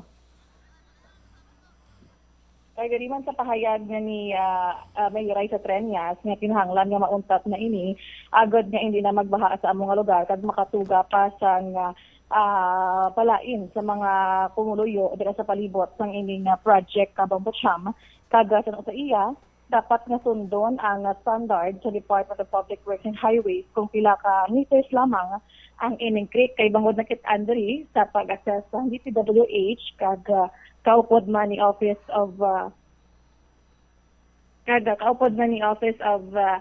Mayor Diri Bombocham nga ang nagasobra o kung wala nagasunod sa standard siya sang DPWH ang ining bike lane. So diri na ibaluan man nga patawag sang meeting kahapon kaupod ang iring task force drainage ginrekomenda diri nga i-review ang design sang flow protection o kung ang ining Iloilo City Access Road 1 ang ining bike lane.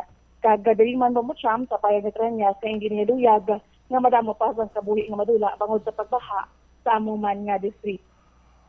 Kay subong man nga aga agid lamang at ang ining balita nga may nagtaliwan bangod sa ining pagbaha man tugas ang ining madalom nga tubig dira sa among man nga area. So kahapon o kung subong lamang adlaw nagpatigayon sinisang review ang task force drainage agud ma-inspect ang ining ang tanan sa pagbaha sang 5 ka mga kabarangayan dira iya sa may distrito sang Haro. Subong mga adlaw naghatag man diri si Mayor Raisa Treñas sang update sang mga bulig nga ginpalabot iya sa mga kabarangayan na apektado sang bagyong Krising. Nyari babati naton ang nanging pahayag ni Mayor Raisa Treñas.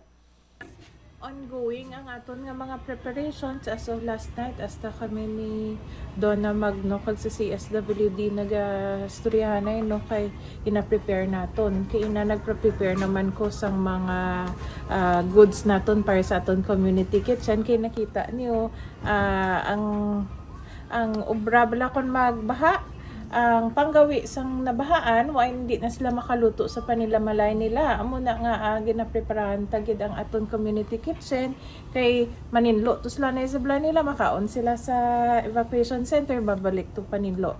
So coming here gani diri sa office kay ina amo gina-monitor ko ginapreparahan na para sa next steps naton if ever magsulod ang bag-o nga mga bagyo ang aton nga goods para sa community kitchen gin-make sure man naton nga ang aton nga mga goods for mga bugas naton kag canned goods nga iyagit sang Iloilo City Government ready naman.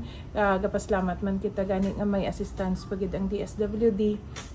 Gina-ready naton ang aton nga preparation subong mas madasig gid ang hulag naton no kay timing last week nag-orientation kita kaupod pagid sa mga district heads ng CSWD kag ang disaster cluster naton apat na kaopisina nagabinuligay amo na medyo massive gid ang hulag kag dasig ang pagpanaog nga bulig para sa mga pumuluyo naton. Gina-ensure gid naton nga on top of the situation kita gina-monitor naton kag gina-ready na naton kay balaan man naton may duwa pagid ka mga bagyo man nag-abot. Sino nag-manage ang aton mayor nga community kitchen? Ang community kitchen naton ginubran naton pareha sa aton nga mga uswag community kitchen sang una ang aton daycare teachers kag SF workers. Mayor, sa infrastructure ang nakita naton nga pwede ma-improve pa sa city agud ma-mitigate ang pagbaha. Yesterday nag-meeting kita sa aton nga drainage task force no that is composed of the DPWH, ang GSO naton, ang Senro naton diri, ang CEO naton. Gin review naton kung ano pang mga pwede naton ma-improve no namitingan na po gapon, may mga areas to work on, like may mga areas nga adamo na vegetation nga kinahanglan tinluan, may mga areas nga kinahanglan na dredging, kag i-review ang current projects ng DPWH nga mga bike lane sa creek. Kay kagapon lang ginambaman sa DPWH, may guidelines galit lang sa creek, no? Ang guidelines sa creek dapat amo ni kadako pila ka metro ang iya nga opening. If ever kung batangan man project, dapat ang metro ara man gyapon, no? Daw may standard. So we should just follow the proper standards kay ang nature ni bilatanan. Ang nature mangita gid flow. So kung gubunta ang flow sa nature, amo na yung gatabo. Gabahaan. Sige, nakita niya man aga pa may napatay na. Nakasulod ka mo na da. Yes. Kasulod na ko. 1 in, 1 out lang na da. Madalom na da. Amo na last week pag interview sa akon medyo emotional gid ko. Okay. Walaan naton nga creek. Batangan naton sila. Amo na ning ginambal ko nga tani hindi gid matabo. Natabo gid. No. We should be accountable for our actions. We should follow the laws. And I believe na no one should be above the law. Anong solusyon naton dira mayor sa mga area to abi sa bike lane project? Kinatunan naton sinasubong, no? Kung kilanlan nga paguba naton na cease and desist kay para mauntat na pila pa kapatay aton hulaton. Like I've said, ibalik naton ang standards ng DPWH, pila dapat ka meters ang creek. Daw nagsobra na sila. Dapat yan diri Bombocham ang nangin pahayag ni Mayor Raisa Treñas kaangot sa ining ginapananaw o kang ginasunan nga pagpauntat kag pagdagdag sa cease and desist order sa proyekto iadra sa may barangay Tagbakharo, Bombocham. Pilagin man ang standard nga kalaparon by meters ang isa ka creek Bombohana? Diri man ang bike lane na kitaan man diri nga naglapot iya sa 6 ka metro but nagasugpon pa ini, so dapat tayara lamang sa mga 3 to 4 or depende diri sa findings sa DPWH. Kay hambal diri sa Iloilo City District Engineering Office ang project highlights ang bike lane or this access road amo iya ang pagbutang sa 238 meters of steel sheet pile slope protection. May ara sang 4 meter wide PCCP access road o ramuning bike lane. May concrete railings kag balusters. Ang key benefits sini mawiden kuno ang creek from 1.50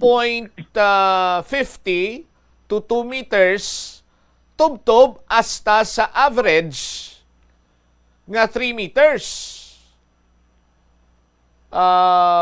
Bombohana, subot silingon nga kung mahuman ini mapalapad pagid ang creek. Kay tiya mo na din nakabutang mo sa key benefits, no? Erosion and overflow protection kag enhanced accessibility for maintenance and emergency vehicle. Now, sa sining tuon sang Iloilo City District Engineering Office, ila sini natukiban nga may mga obstruction bangod man nga may significant vegetation overgrowth kag accumulated garbage nga among naga-block, naga-impede sa natural flow sang water, no, sa downstream sa creek section sa aton sini nga mga kauturan. Iniiya sa mata sa Iloilo City District Engineering Office sa pagtuon, pag-obserbar, pagpanghusisa, pag-imbestigar sa ila siniiya nga mga engineers dira. Lain naman iya ang sa bahin sang pananawan sang Iloilo City Government through this task force drainage. Ang ila naman siniya bangod nga gintampukan, no? Binutangan dira sa nga bike lane, amo kuno iyang rason nga kung nga hindi maka-flow maayo ang tubig. So that is why nga pagbaha to last July 12, naglabot iya sa Tagabaga ang tubig. Kag sa karon at hagban sa pahayag ni Mayor Inday Raisa nga ang ginabasol niya sa pagkalumos sang bata o isang liwan kung tayo nasambitan siniya nga proyekto. That is why nga ginatunan karon, no, sa city government through Mayor Inday Raisa nga ipaguba or i-issuean sang cease and desist order ang nasambitan sini karon iyang proyekto, no? Naka-mention man si Mayor Inday Raisa nga mayara sang vegetation. So kung ako maglantaw, basi isa man lang sila observation nga mayara kuno sang vegetation. As a matter of fact, may mga laragway kita diri Bubukres Leong Kubla. Magluwas sina, no? Basya mo ning ginatumod nila nga duha sa aton sini mga kabumbo kay part pa ini sang creek. No? Ang isa pa ka picture ta Bubukres. Next slide please. Ipakita tang taytay bala. Sa unahan sina may taytay na damo. Amo nang taytay sang tagbak o di ako magsalanan. Ti ining taytay sa aton sini nga mga kabumbo, no? Amo ini siyang taytay dira sa may tagbak ko niya ko magsala. Amo ni siyang sa bahin sa nga ginatudlo nga upstream. No? Upstream ni siya. Pero sa unhan niya ni may ara sang overgrowth sang vegetation. Sa aton sini mga kabumbo, that is why hindi maka-flow mayo ang tubig sa aton sini nga mga kasimanwa. Ti mag-amusin ang sitwasyon, hindi gid man makailig dira ang tubig lang tuwa ba lang nagkipot na dira nagkipot na dira ang kriko kay bangod sang overgrowth sang vegetation kag subong man sang basura sa aton sini nga mga kabumbo, no?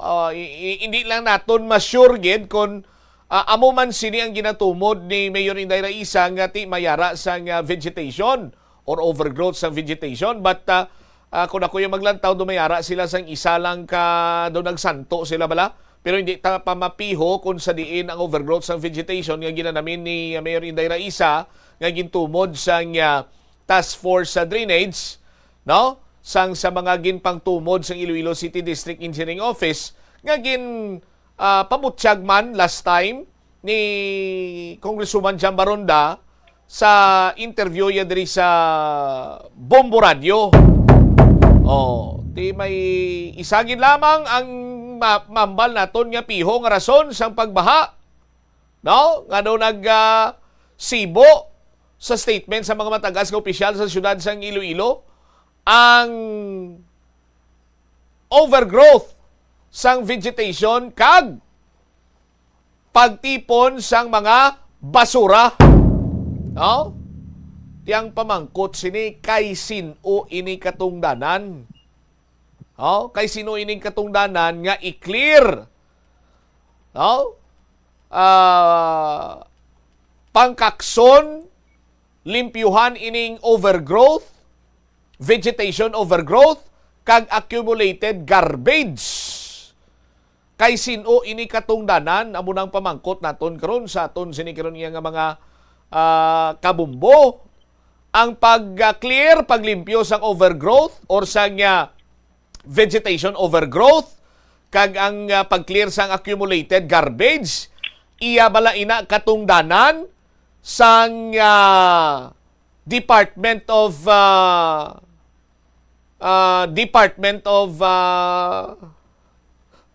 ano nga departamento man? Department of Interior Local Government? No?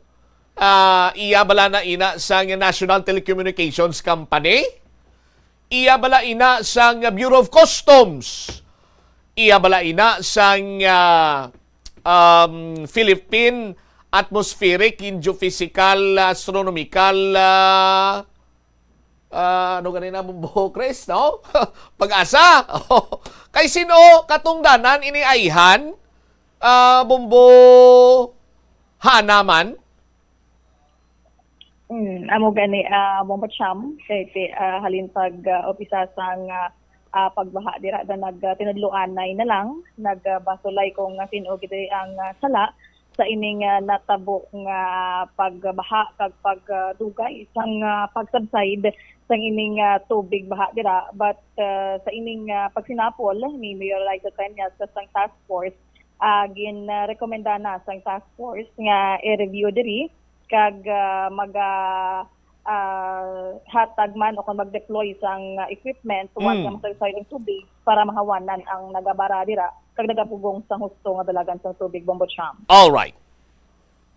Ini si Bombo Hana Mendoza Andasa, and this is Bombo Radio Philippines, the number one and most trusted source of news and information, Basta Radio. Bombo. Salamat, Bombo Hana Andasa. Sandig sa Section 7, Paragraph B, sang Local Government Code of the Local Government Code of 1991, nakabutang diring the barangays are mandated to provide basic services and facilities related to health, general hygiene and sanitation, beautification and solid waste collection subsequent or consequently Section 52114 of DILG Memorandum Circular Number 2024-059, Program of Framework for the Kalinisan sa Bagong Pilipinas Program, stated as part of the Solid Waste Management Interventions, all barangays with assistance from cities, municipalities are encouraged to install trash traps or trash screens in streets, creeks, and other tributaries to improve waste collection and disposal in waterways. The local government unit must also be accountable in the management of the waste collection. Now, sumpakilay karon ang obserbasyon sandig sa pagpangusisa sang task force drainage sa city government nga kabahin man dira ang Department of Public Works and Highways Regional Office 6 kag lain naman niya ang observation sang Department of Public Works and Highways Iloilo City District Engineering Office sa aton sinikaron iya nga mga kuturan. Pero common denominator kung ako iya maglantaw kag siguro ti nagadepende sa mga kuturan naton ginaplastar tama lang ang mga facts. Congresswoman Baronda and Mayor Inday Raisa Treñas nag-mention sang vegetation overgrowth. Nga naga-impede sa flow sang tubig sa creek. So, isa lamang sinadiri kung ako yung maglantaw sa aton sa mga kabumbo ang salarin. Hindi makadaludo or magdulhog padulong sa downstream ang tubig. Sa aton sinima kuturan, bangod kay may mga nagtululubo na nga mga tanom, kag may nagpulunsok na iya nga mga basura within the creek sang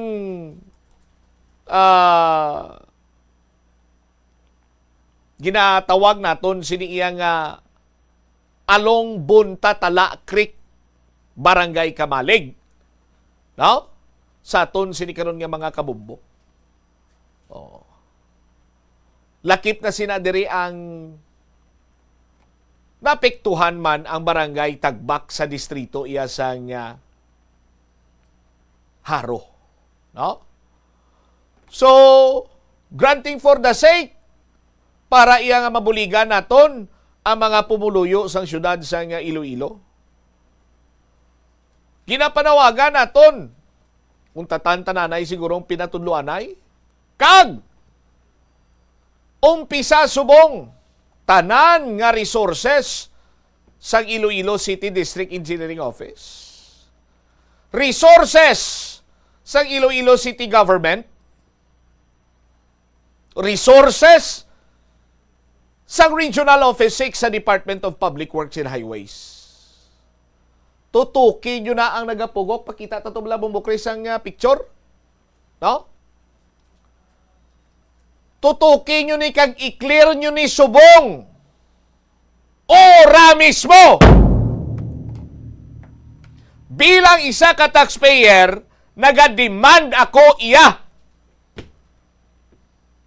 Duwa pa ka bagyo aton sini nga palabuton, pailayo lang, hindi di mag-igo sa aton. Pero mapiktuan man kita gyapon. That is why bilang isa ka taxpayer, subong gilayon, no? Ang mga resources sang Iloilo City District Engineering Office tinawo dira amuman sa city government, no? Under Mayor Raisa Treñas sang Department of Public Works and Highways Regional Office 6, iskip pagin sa isa ka picture para makita nila bumukris liog ko. Pakadtuan nyo nito subong kung may mga backhoe kamo dira, kung may mga kung ano kamo dira, i-clear out na ni naton. Kay hindi makailig tuon ang tubig, bangon lang tawa balaw, basura. No? Ang transparent na nga makita nyo, tubig na, way gaulag. Oh, lang tawa balaw, basura na tapos mga dahon-dahon. Nan! Suliton ko, bilang isa ka taxpayer, ay demand nga tanan sini nga resources ninyo subong, pakadtuon nyo to kag i-clear out nyo na ini. Bololigan nyo, hindi na kamo magpinatudlanay. Let's say konyilo. Ato ablaw?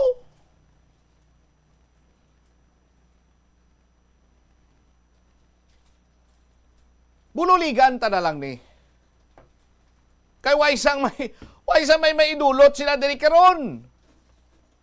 Oh. Waisang may maidulot nga kayuhan.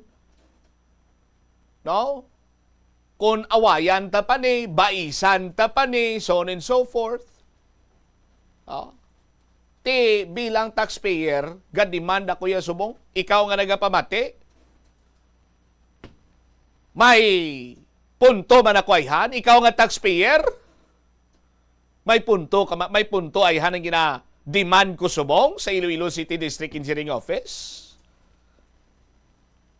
Sa Department of Public Works and Highways, Regional Office 6. Sa Iloilo City Government.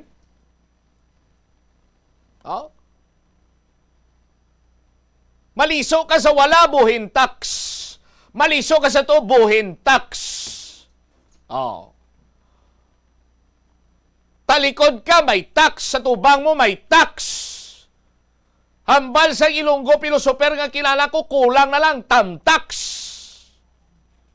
So therefore, bilang isa ka taxpayer, no, ginasugo ko, no, ang mga empleyado sang gobyerno, no, nga magkadto to subong, dalo nila, tanan nila nga resources, i-clear out na dira. Para once and for all, mabuligan ta ang mga kabaranggayan nga ginabaha sa tagsa ka magmunog ang ulan. Kabay pa! Oh, sa aton sini nga mga kabumbo. Oh. Mula ni aton sini nga punto diri bilang taxpayer. Amo na ganing iban dumduman nyo sadto iya ang mga nobla. Isyo bala Tita Reds ni sa mga special plate nga may mga nakabutang dira sa is, utso, no? Tapos PNP, NBI, congressman kung ano pa nabutang nila sa plaka nila. Hindi ko tinunto nila niya. Ako mapobra man ko special plate. May butang ako, taxpayer. Oh. Pwede mo na ihan? Di ba? Kay kung sino diya may mas diber, ang taxpayer mo. Oh. Ikaw, taxpayer ka man. Oh. Ang tax nga, ang kwarta nga ginagamit sa pagpundo sa mga proyekto, taxpayers man eh. Paggamit sa mga resources sa gobyerno, taxpayers man eh. Oh. Di ba? Tiya mo lang nato na. Oh. Suliton ko paging liwat. Dalaan nyo to tanan nyo nga resources, equipment, kung ano man dira, i-clear out yung subong.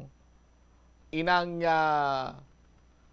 nagsulupot nga basura kag ang mga nagtulubo siniya nga mga dahon-dahon dirao para nga may iligan ang tubig kag pananglitan ti mapahagan-hagan ato ng pagbaha sa 5 or 6 ka mga kabarangayan sa distrito sang Haro. Lapaw naging ko sa latid diri sa aton sining pagpalayag sa bumbuanay sa udto. Standby na kamo sa kahapon lamang program kaupod naman sa kay Tita Regine. Ni si Mombot Shama Blanco gabilin sa imo sa mananay nga hapon. May God bless us all. Para sa the number 1 most trusted, and this is Bombo Radio Philippines, the number 1 and most trusted source of news and information, Basta Radio. Bombo! Agud makalikaw sa food poisoning o kung paglain sang tiyan, sundo ng ining mga pahanumdom sa pagpreparar sa mga pagkaon kag ilimnon. Manghugas ang kamot kag ipabili ng katinlo antes kag pagkatapos ang paghimos. Kung nagamasakit, likawan ang pagpreparar sang pagkaon para sa iban. Siguraduhon nga naluto sang husto ang pagkaon. Kung mahimo, kauno ng pagkaon samtang mainit pa. Siguraduhon ang katinlo sang pagkaon agod ang serebrasyon mangin mas malipayon. Mas nanamian bala ikaw magtuon sa balay ipaanggid sa eskwelahan nga madamo ang tawo? Isa ka panugyan para epektibo ang pagtuon sa balay, amo ang pagpangita sa designated area agud nga matiniran kung ikaw nagasulat, nagabasa o kung nag-review. Pwede man nga lamesa sa kusina o kung sa desk sa sang inyo nga balay, pero hindi gid magigda sa imo nga katre samtang nagatuon. Ini bagod nagakatemtar gid ikaw nga magpiyong-piyong, tubtub nga dalayon na ikaw nga matulugan. Siguraduha man nga malimpyo kag organisado ang lugar nga imo ginatun-an. Ini nga pahanumdom ang ginadulong sa imo sang the number 1 and most trusted radio network in the country, Bombo Radio Philippines. Basta Radio. Bombo! Kung ikaw isa ka chess lover, yaring pila ka brain benefit sa paghampang sini. Kag kung wala ka nagahampang sini, umpisahin na. Suno sa pagtuon ng paghampang sang chess makabulig likaw sa Alzheimer's disease. Bangod ang utok nagatrabaho kaangay sang muscle, nagakinahanglan ini sang exercise agud mangin healthy kag malikawan ang injury. Magluwas diri ang paghampang sang chess ang nagapa-improve man sang concentration, memory, creativity, kag problem solving skills kag napamatud-an man nga nagapaalam. Naga-subscribe bala ikaw sa mga serbisyo nga wala mo man ginagamit. Halimbawa, ang balayran mo na bala para nga makalantaw ikaw sang movies, pero sa tuod lang, wala naman ikaw tiyempo nga maglantaw sini.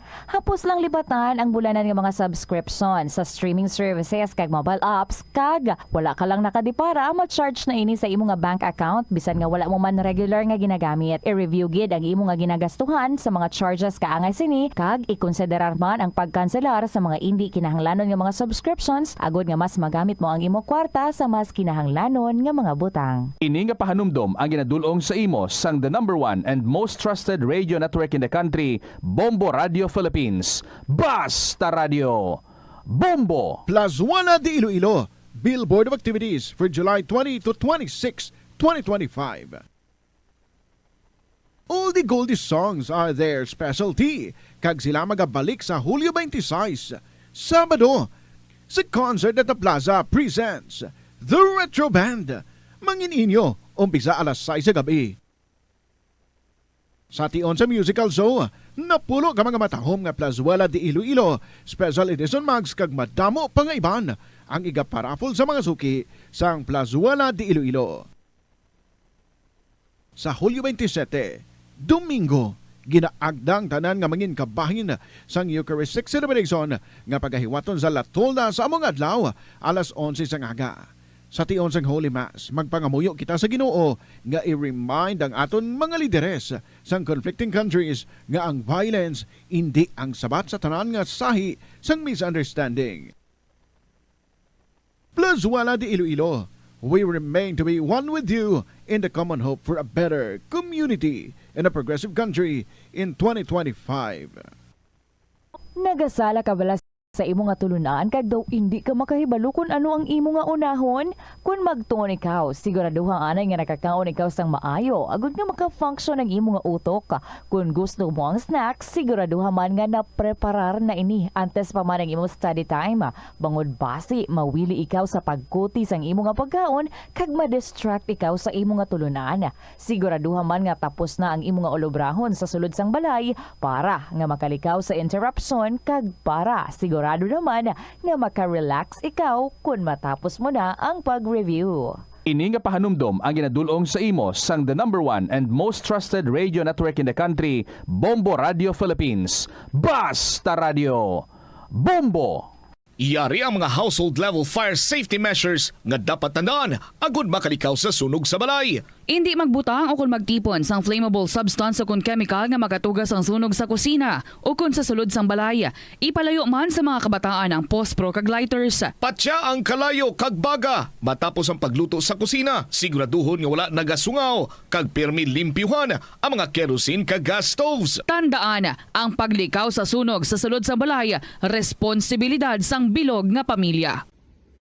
Ang kalibutan ginakabugusan sang 71% sang tubig o kun kadagatan. Kag ang kadagatan nagabulig sa pagtugas sang tubig nga aton mainom kag hangin nga aton ginahaklo. Gani, aton halungan kag imentenar ang malimpyo nga ginaagyan sang tubig kag mga kadagatan. Sa masunod nga mga pamaagi. Magpartisipar sa mga organisasyon o clean up events. Likawan ang paghaboy sa mga basura kung sa diin lang. Buhinan ang paggamit sa mga single-use plastic.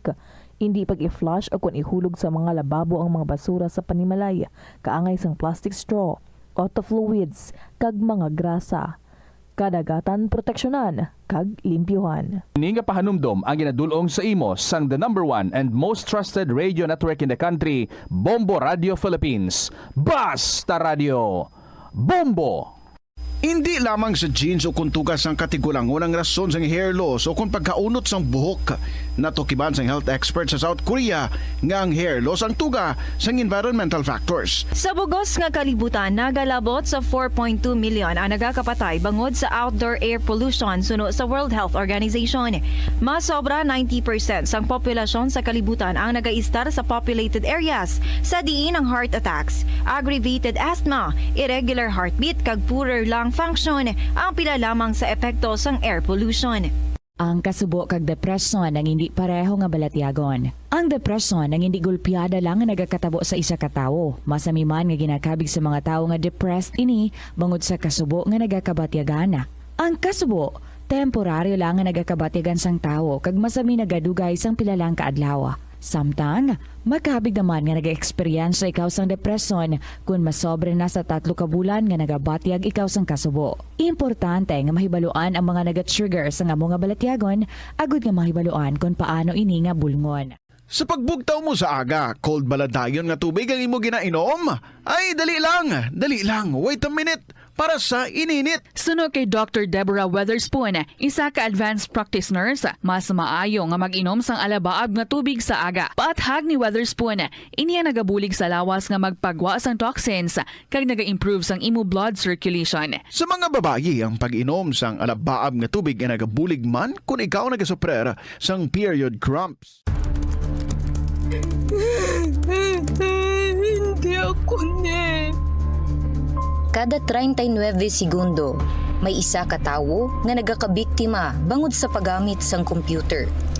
8 ka milyon sa kada tuig ang ginaatake sang hacker. Likawan ang mangin isa sa biktima Mangin mahinalungon sa mga ginapanghatag nga impormasyon, protektahan ang kaugalingon. Paggamit sang internet pasang karon. Ini nga pahanumdom ang ginadulong sa imo sang the #1 and most trusted radio network in the country, Bombo Radio Philippines. Basta Radio Bombo! Ano bala ang dapat tandaan sa tion nga magbiyahe agod mangin hassle-free ang bakasyon? Yari ang pila ka mga tips. Una, i-check ang health kag travel alert sa napili nga mga lugar. Ikaduwa, magpili isang safe nga accommodation. Mag-research ka magbasa sa mga reviews sa napili nga lugar antes mag-book. Ikatatlo, siguraduhon nga may nagagana nga mobile phone. Ang tanan nga mga upod agod mangin mahapos ang komunikasyon sa tion nga madula o kung kinahanglan nga magbulagay sa dalan. Be prepared in case of emergencies. Siguraduhon nga may backup nga emergency plan nga may medical reimbursement sa tion nga may maospital bangod sa aksidente. Ini nga pahanumdom. Ito ang Bombo Radio Philippines. Fully digitalized. Numero 1 sa balita, komentaryo, drama at serbisyo publiko.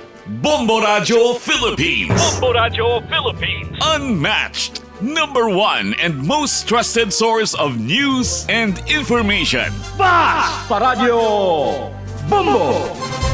Good afternoon, good sa inyo tanan mga kabombo. It is now 17 minutes after 2 o'clock. This is Tita Regine. Welcome sa Kahapon Lamang program.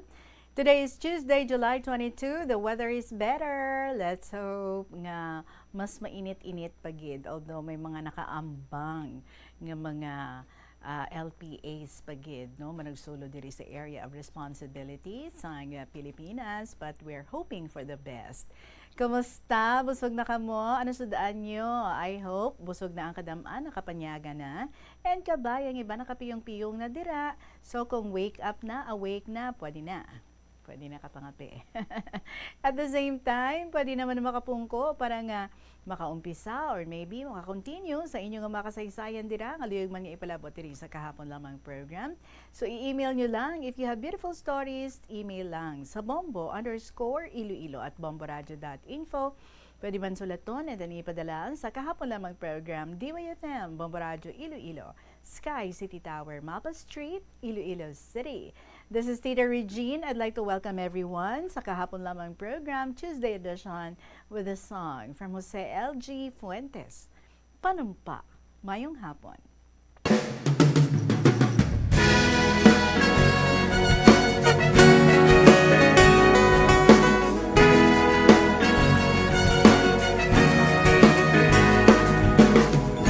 Walay supod akong kalipay, kay wako damha mo abot kining adlaw. Sa atubangan mo gipamulong ko ang akong gugma ug akong panumpa. Ang kasing-kasing ko nag-awi, nag-ambak-ambak kalipay kutob sa langit. Sa atubangan mo gipamulong ko ang akong gugma ug ang akong panumpa. Sa kasakit ug kalipay, kalisod ug kaguol, alagaran ka kanunay sa tanan nga higayon. Kay kita nagkahiusa sa wanta ang atong gugma, kay kita usa na.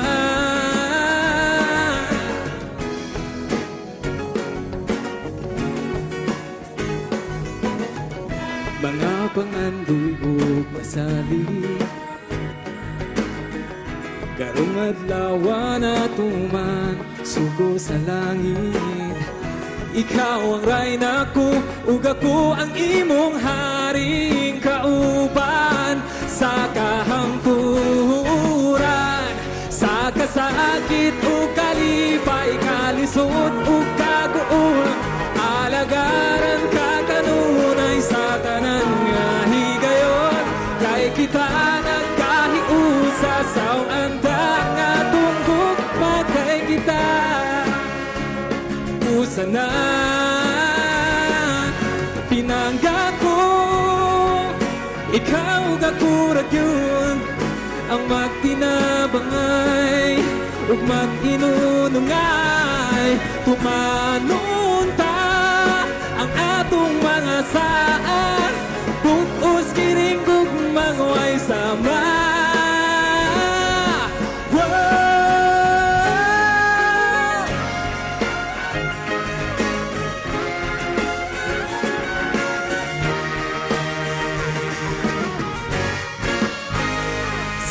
Sakit o kalipay, kalisod o kaguon alagaran ka kanunay sa tanan nga higayon kay kita nagkahiusa sa anta nga tungkol magay kita usa na kay kita usa na.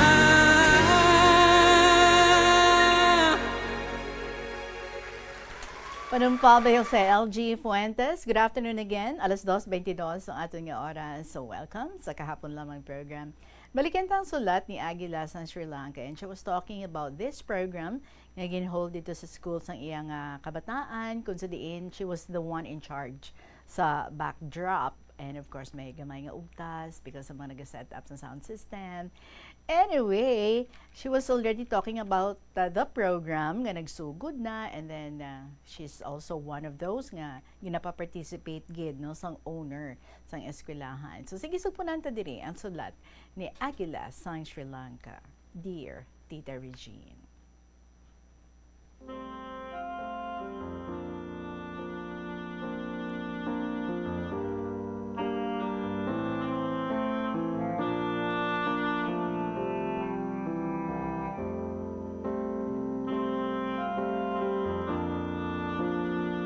So, Tita Regine, sumunod ang pangatlong batch, Tita. Nakakatuwa. Ang halos lahat na nakikita ko, may kinang ang mga mata sa bawat participation ng mga anak namin. Lahat ng mga events na aming nakikita, may saysay at makabuluhan.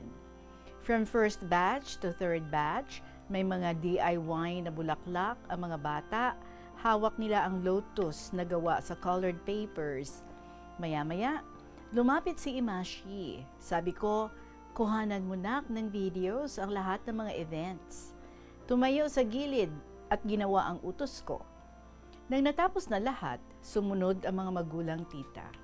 Ang ganda ng pagkaawit nila. Hindi na ako sumali sa pag-awit dahil wala na akong oras sa pagkanta. At nakatutok ako sa paghanda ng stage decorations. Ako lang kasi, Tita, tumirang mag-isa mula sa umpisa hanggang sa natapos ko lahat. Mula sa pag-decorate ng stage hanggang sa natapos ang event, alalay ko naman ang aking asawa sa pagkakabit. Habang nasa harap ko si Oshani bata yan eh, sumasayaw ang aming mga ulo at kamay. Masigla ang pagkaawit. Makabuluhan, mga awit para sa positibo na pananaw sa buhay, pananampalataya, pagmamahal, respeto sa kultura, at higit sa lahat, ang pananampalataya sa Panginoong Buddha.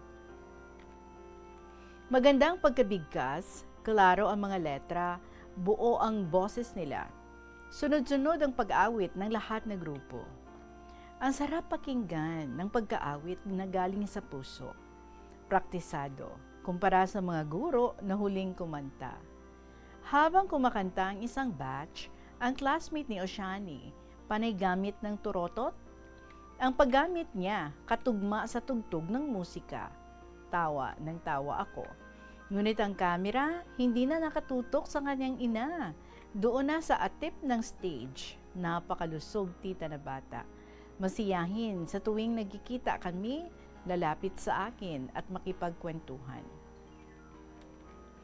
Hinawakan ko ang kamera niya. Sabi ko, akin na nga ang kamera mo, ako na ang hahawak para videohan ko na maayos ang mami mo.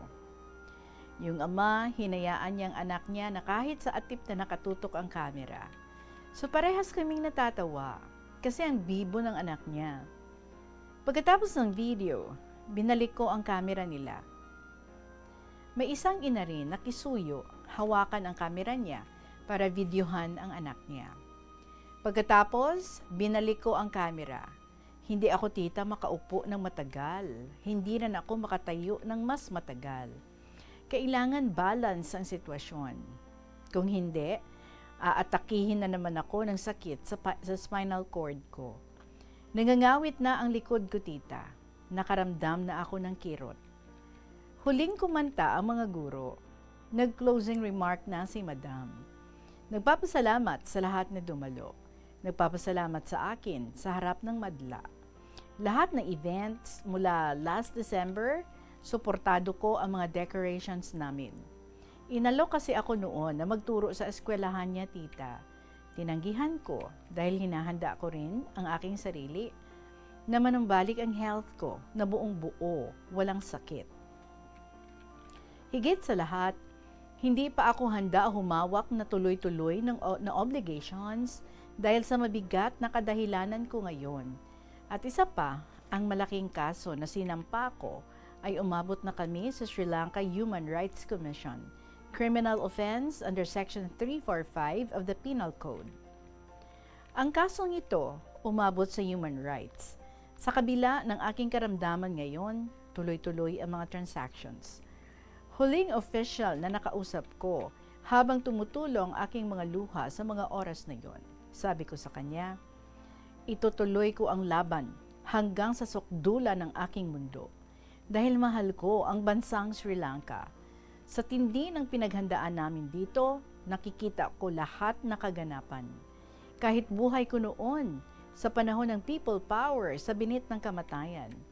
Rason na hindi ako umaatras sa mga bagay na dapat ipaglaban.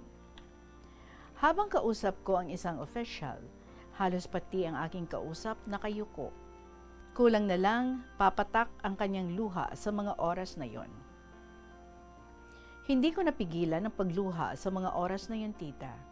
Sabi niya, sasampahan natin ng kaso ang korte, lahat na na-involve dito. Sabi ko, kung ano ang manararapat, haharapin ko.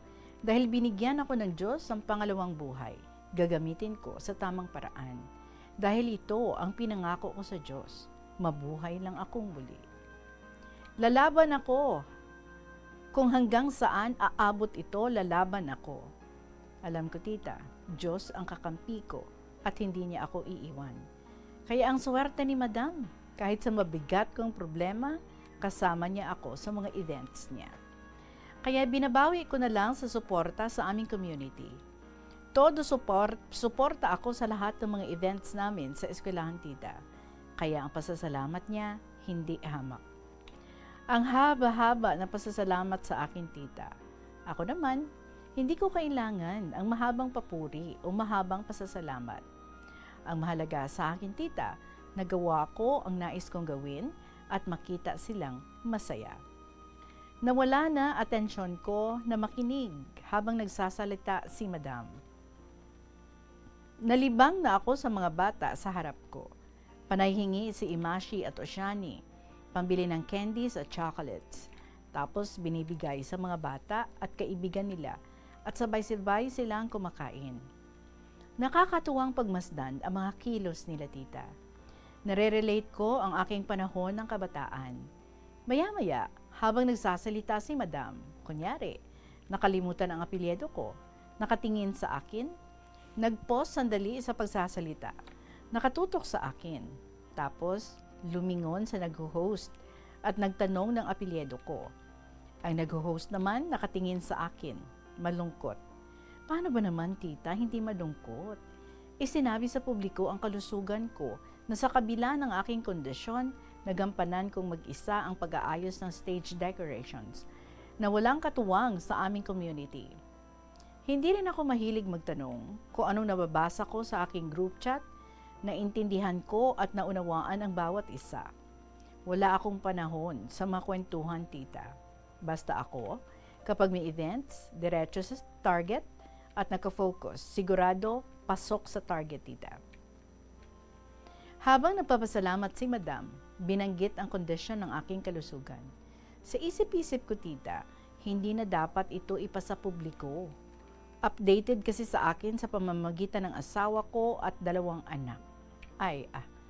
Hindi sana malaman ng lahat na bulgar tuloy sa Watigama tita. Napahinto saglit si Madam sa kanyang closing remark, nakatitig sa akin at naghihintay na sa akin mismo manggaling ang pagkasabi ng apelyido ko. Sinambit ko tita ng malakas. Parang microphone din kasi itong boses ko. Paano kasi? Seryoso ang mga mukha. Sabi ko sa aking sarili, overwhelmed si Madam at very proud dahil ayon kay Madam Tita, nakatagpo raw siya ng Filipina, tunay na kaibigan, mapagmahal, maunawain at matulungin, na hindi niya raw makakalimutan habang nabubuhay siya. First time niya raw na may isang magulang na sumuporta ng sobra-sobra mula sa pagbukas niya ng eskwelahan at ngayon lang din nangyari na may Kristiyano na sumuporta sa kanilang religion na masigasig at may malasakit. Nang patapos na si Madam sa pagsasalita, nakita ko ang isang ama na sinisipa ang natumba kong art painting na bato. Sinisipa papasok sa ilalim ng speaker. Dali-dali akong tumayo at tinampot ko ang aking painting. Biglang nagulat nang nakita niya nakatayo ako sa tabi. Parang nakakita ng multo tita. Habang nakayuko ako, narinig ko ang pagsorry niya tita at dali-dali kong tinampot ang aking painting at nilapag sa stage na pahiga. Sa isip-isip ko, kung marunong ka lang sanang magpahalaga sa mga painters, hindi mo magagawang sipain ang kahit na anong painting. Nagpapakita ka lang na walang paggalang. Maya-maya tita, niligpit niya ng dahan-dahan ang lahat ko na paintings na nakalapag. Sabi ko, salamat naman, natuto ka sa simpleng paraan. Nang natapos na ang program, kinausap ko si Madam na kung pwede na ba na iligpit ang lahat kong mga gamit. Nang nag-oo, una kong niligpit ang national flag ng Sri Lanka. Tinupi ko na kasing pagtupi natin sa watawat ng Pilipinas. Mahinhin na pagkilos at nanalangin ako sa Diyos habang tinutupi ko ang flag tita. Salamat Panginoon, nagampanan ko ang tungkulin ko Lord, sa kabila ng aking karamdaman. Habang nakatitig si Madam sa akin, halos maiyak-iyak ang mga mukha, lalo na ang kasama niyang guro. Tapos kinausap ako ni Madam, ang paint daw gusto niyang hingin. Hindi pa siya tapos sa pagsasalita, sumabat na ako, no Madam, ako ang magtatago nito dahil sigurado ako maiingatan ito at mapapakinabangan ito sa susunod na mga henerasyon. Dahil kung ipagkaloob ng Panginoon, tatayo ako balang araw ng museum dahil pinapahalagahan ko ang aking pinaghihirapan. Nakikita ko na umaaliwalas ang kanyang mukha habang ang kasama niyang guro parang tulala. Iniba ko ang aming usapan. Nakita ko sa sahig ang mga bulaklak na DIY. Sabi ko, Madam, iligpit niyo ito at huwag itapon kasi sayang ang pera. So dali-dali siyang sumabat tita, no, hindi ko itatapon ito. Dadalhin ko ito lahat sa eskwelahan para magamit. Lumipat na ako sa kabila at tinupi ang Buddhist flag. Pagkatapos sinunod naming mag-asawa ang malaking painting ni Lord Buddha. Niligpit naming mag-asawa ang lahat ng mga gamit. Busy na ang lahat kasi naghahanda para sa sliced bread at coffee na ipakain. Sumakit ang aking likod. Lumayo ako sa crowded area, tita. Pumunta ako sa di kalayuan. Tapos kinausap ko ang 3 batang lalaki. Tuwang-tuwa sila habang nagsiselfie kami. Maya-maya, lumapit sa akin si Himaya, ang batang inabandona ng ina at kinupkup ko noon. Madalas kasi ito noon sa bahay natutulog nung hindi pa umalis ang kanyang ina. Tita, labas-pasok sa kulungan ng ama. Pusher, user, gumagawa ng mga iligal na bagay na labag sa batas ng aming bansa. Lumalaban sa pulis kung hinuhuli. Kawawa ang pulis kung mapuruhan niya ang landing hospital. Ito ang mga dahilan kaya lumayas ang ina ni Himaya dahil hindi kaya ang asal ng kanyang asawa at sinasaktan ang aking kaibigan. Isang araw bago umalis sa araw na yon, magkausap kami, umiiyak habang nagsusumbong ng problema sa akin. Tinutukan raw siya ng kutsilyo. Ang kanilang bahay ay ginawang pugad ng mga masasamang gawain at naging saksi pa ako minsan. Ang mali lang ng aking kaibigan tita, iniwan sa akin ang anak niya na hindi man lang nagpaalam sa akin. Di sana nakahanda man lang ako sa sitwasyon na maaaring maganap. Sulat ang iniwan niya bago siya umalis sa araw na yon. Bala kasi mag-abroad at pineke ng agency ang mga documents niya. Bilang kaibigan tita, gumawa ako ng hakbang para mailigtas ang buhay niya against human trafficking. Dahil sa kasal siya sa kanyang asawa, walang choice tita, kundi kausapin ko ang kanyang asawa sa lahat ng mga transactions. Nalagay ang buhay ko sa alanganin sa mga oras na yon. Naisip ko, mailigtas ko lang ang kaibigan ko, sapat na. Bahala na sila sa kanilang problemang mag-asawa. Basta ako, gagawin ko ang tamang solusyon sa problema na ito. Sa away nilang mag-asawa, hindi ko nasaklaw ito tita. Mailagay ko lang ang anak nila sa maayos at ligtas na lugar. Bala ko noon, kung hindi tanggapin si Himaya ng lola, dadalhin ko ang bata sa children's house, tita, sa ilalim ng government protection. Nalagay kami sa alanganin na mag-asawa at ang temple galit na galit sa mag-asawa. Takot sila na baka anong gawing masama ng anak ni Himaya sa akin. Pero ako tita, may pananalig sa Diyos at walang naramdaman na takot, kundi awa sa bata at kung paano masolve ang problema. Daming nakikipag-usap sa akin pero hindi ako nakikinig sa kanilang mga advices na hindi pasado sa aking pandinig. Maraming taong nag-aalala sa akin. Kapag nasa temple ako, mga teros nasa tabi ko. Ayaw nilang paakyatin sa temple ang ama ni Himaya dahil ang ama niya hindi mapagkakatiwalaan ayon sa mga taong nakakausap ko. Pati ang mga pulis na aalarma tita. Nasa akin na ang bata kaya ginampanan ko ang obligations, so umiiyak ang bata, pati ang ama at muntik pa akong napahamak dahil sa mga kasama niyang hindi rin mapagkatiwalaan. Kaso alerto ako agad tita at hindi nahulog sa bitag. Kinuha si Himaya na walang abeso sa akin. Umiiyak ang dalawa kong anak. Sa araw na yon, nag-report ako agad sa police station kasama si Imashi at Oshani, ang dalawa kong anak tita. Malungkot, napakatahimik sa mga oras na yon at nakikinig sa usapin namin. Nang narinig nila na hindi na makabalik si Himaya sa bahay, biglang tumayo sila, niyaya at niniyaya ako agad na umuwi. Hinila ako na mukhang galit. Mommy, shall we go now? Nakatitig sila sa policewoman. Parehas malungkot ang dalawa kong anak tita habang pinagmamasdan din sila ng mga pulis sa mga oras na yon. Dala-dala nila ang mga damit ni Himaya. Emotional ang mga anak ko noon tita nang nawala na si Himaya sa bahay. Ako naman, dahil wala na sa akin si Himaya, inaayos ko ang proseso. Ano man ang mangyari kay Himaya, hindi ako mailagay sa alanganin at hindi ko nasaklaw ito dahil wala na sa poder namin si Himaya. Sabi ko sa harap ng pulis, dapat kunin si Himaya sa ama upang hindi mapahamak ang bata sa maaaring mangyari. Lahat ipatawag, pati ang lola, kasi ayaw ng lola na alagaan ang apo niya. Kasi takot sa ama ni Himaya, kasi bugbog sarado sila lahat tita kapag nagwawala ang ama. Kaya ganun na lang ang takot nila sa ama. Binigyan ko ng ultimatum ang ama tita, kapag hindi mo binigay si Himaya sa lola niya, mananagot ka sa akin. Ako na ang makakalaban mo. Panay-iyak sa akin ang ama ni Himaya tita, sabi ko, sisihin mo ang sarili mo dahil ang ugat ng problema ay nagmula sa iyo. Huli na ang lahat, bumigay ang iyong asawa. Dumapo sa bahay ko ang mga sikat na labas-pasok sa kulungan.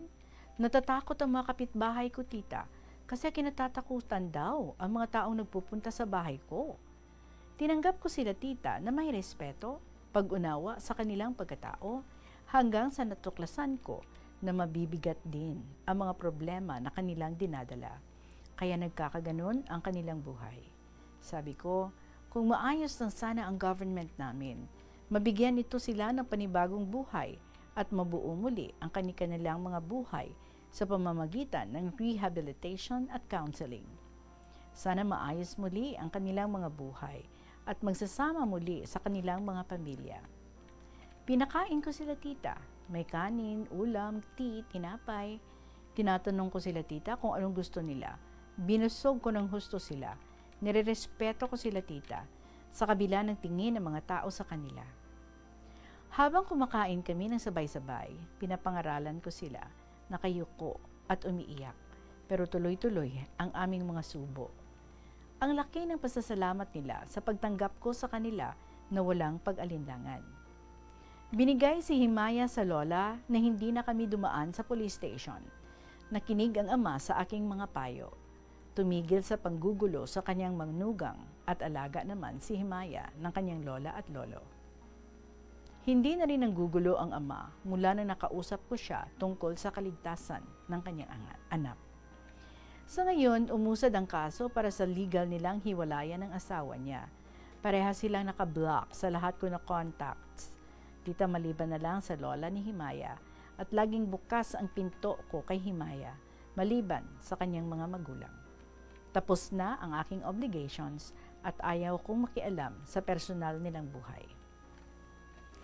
42 minutes after 2 o'clock, we are not yet done sa sulat din ni Aguilas ng Sri Lanka. So panambalikan nato nini. This is Tita Regine, magapanambalik ang KLP. Pagkatapos, sa pila ka mga importante ng mga pahibalo.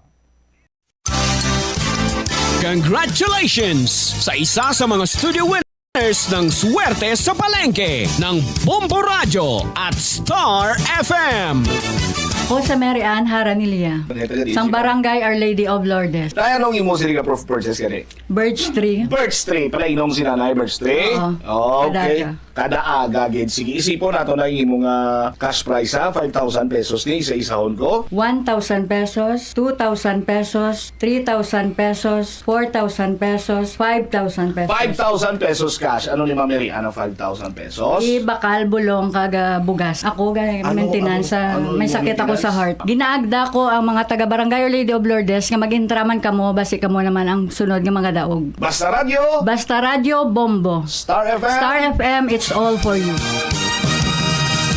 Kung ikaw isa ka chess lover, yaring pila ka brain benefit sa paghampang sini. Kag kung wala ka nagahampang sini, umpisahin na.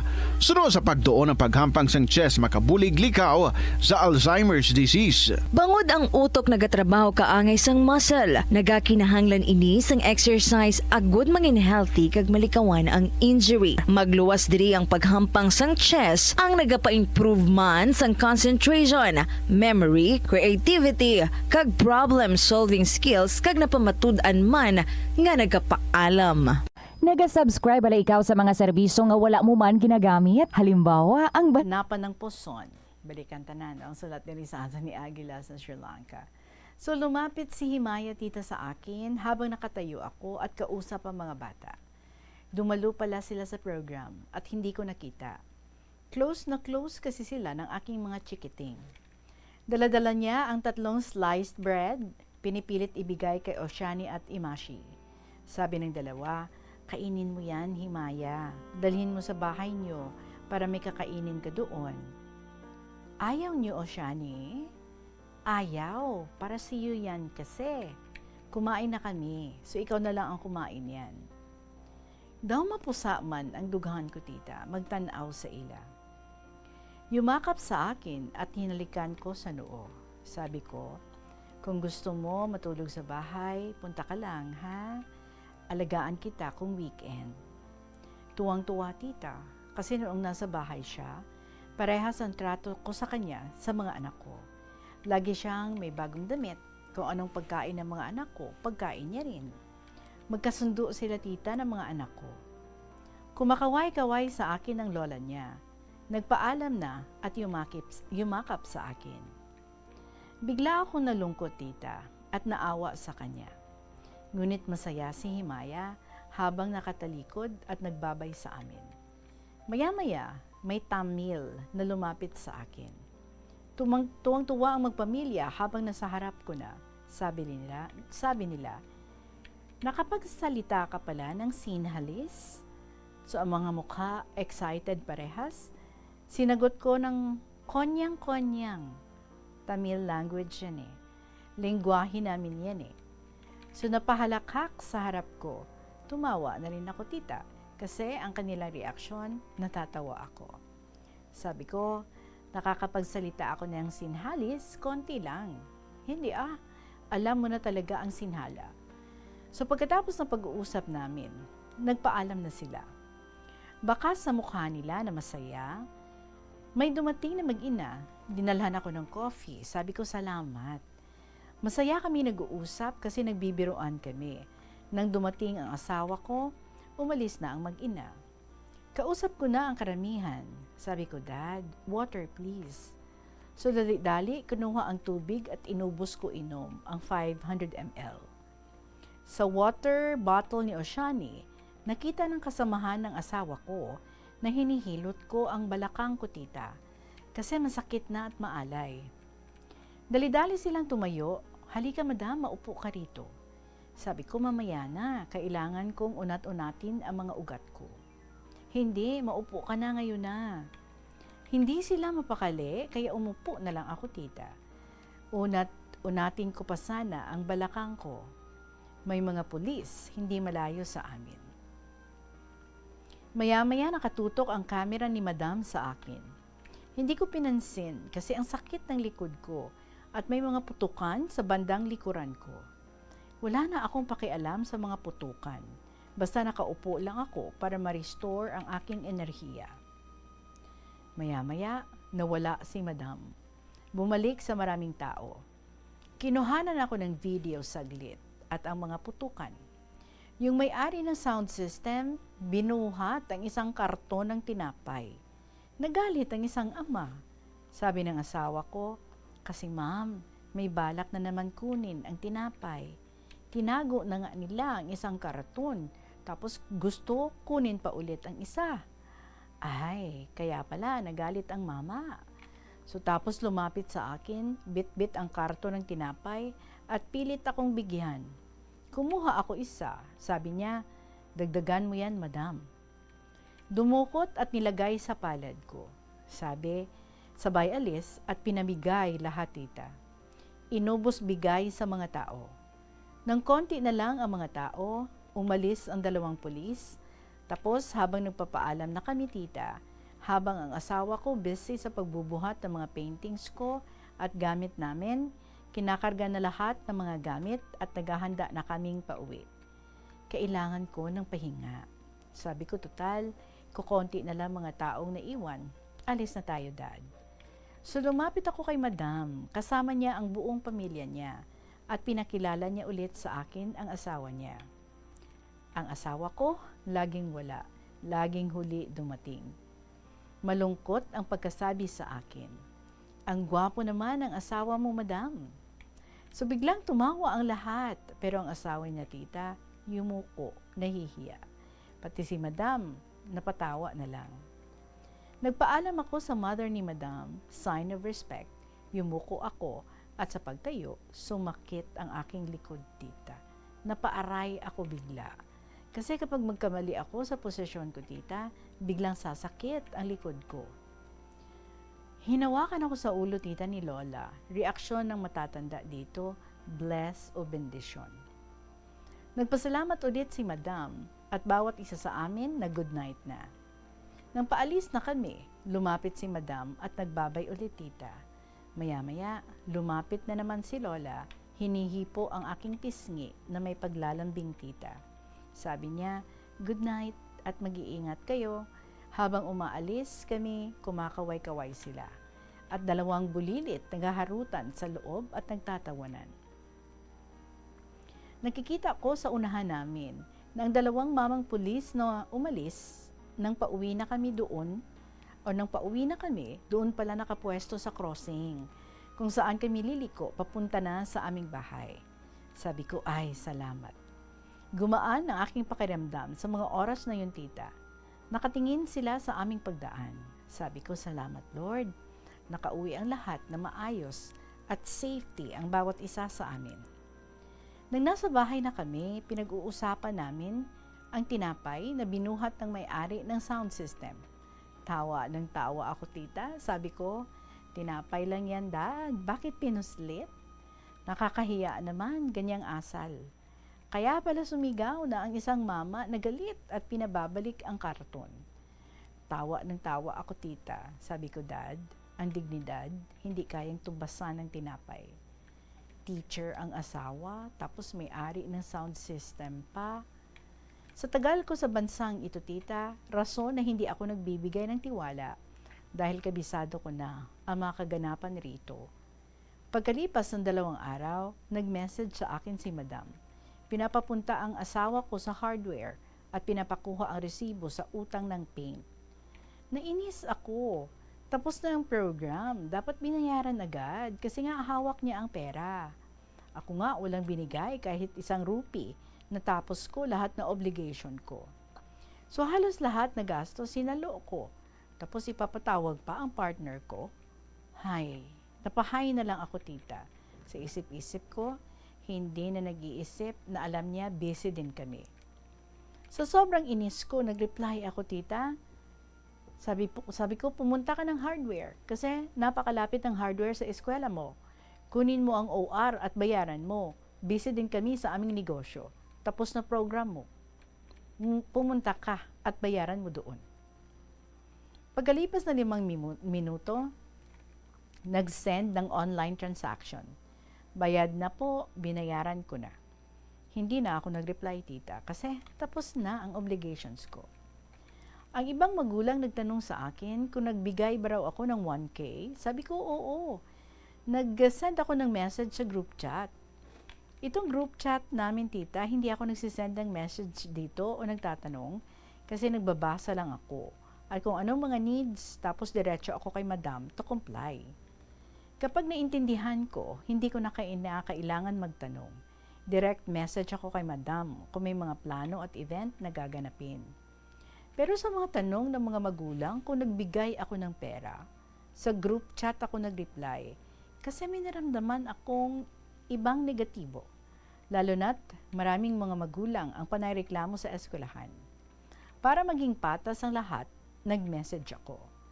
Mula January hanggang June, ito ang pangalawang message ko sa group chat.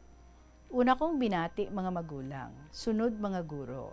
Sabi ko, ang textile, ang plywood, ang ibang paints, ako ang nag-provide. At iba pang mga gamit at pangangailangan galing sa aming bulsa. Tapos, pinasa ko ang OR, binayaran ni Madam higit 5,000. Sabi ko, nagbayad ako ng 1K kasi obligasyon namin ito sa aming anak. Ang ginastos namin kusang loob ito dahil obligation ko ito bilang citizen sa bansang ito. Ang kailangan natin, unity, respeto, pagmamahal, paggalang, unawa, at pagtrabaho ng tapat, hindi lamang sa pansarili na interest natin. Tumawag agad si Madam.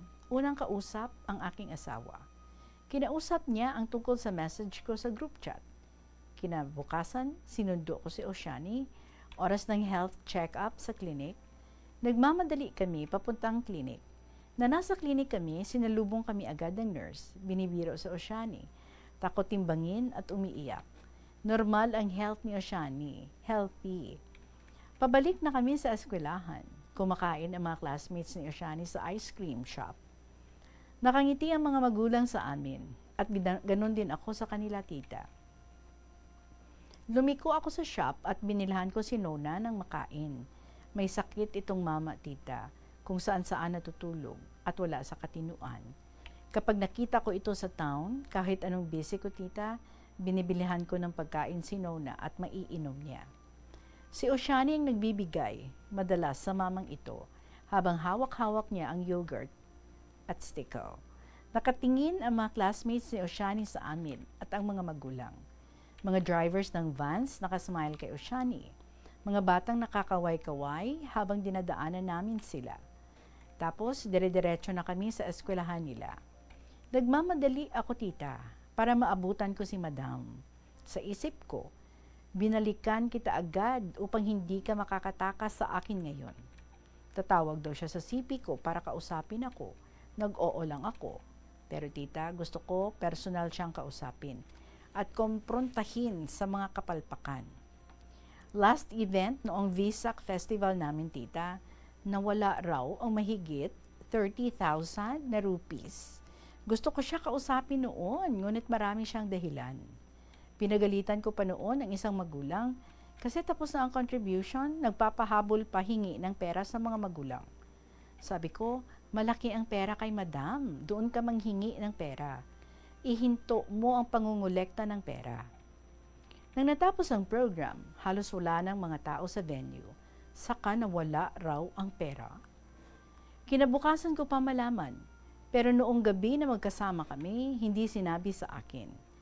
Nakita ko pa siya sa huling oras na nagbayad ng sound system.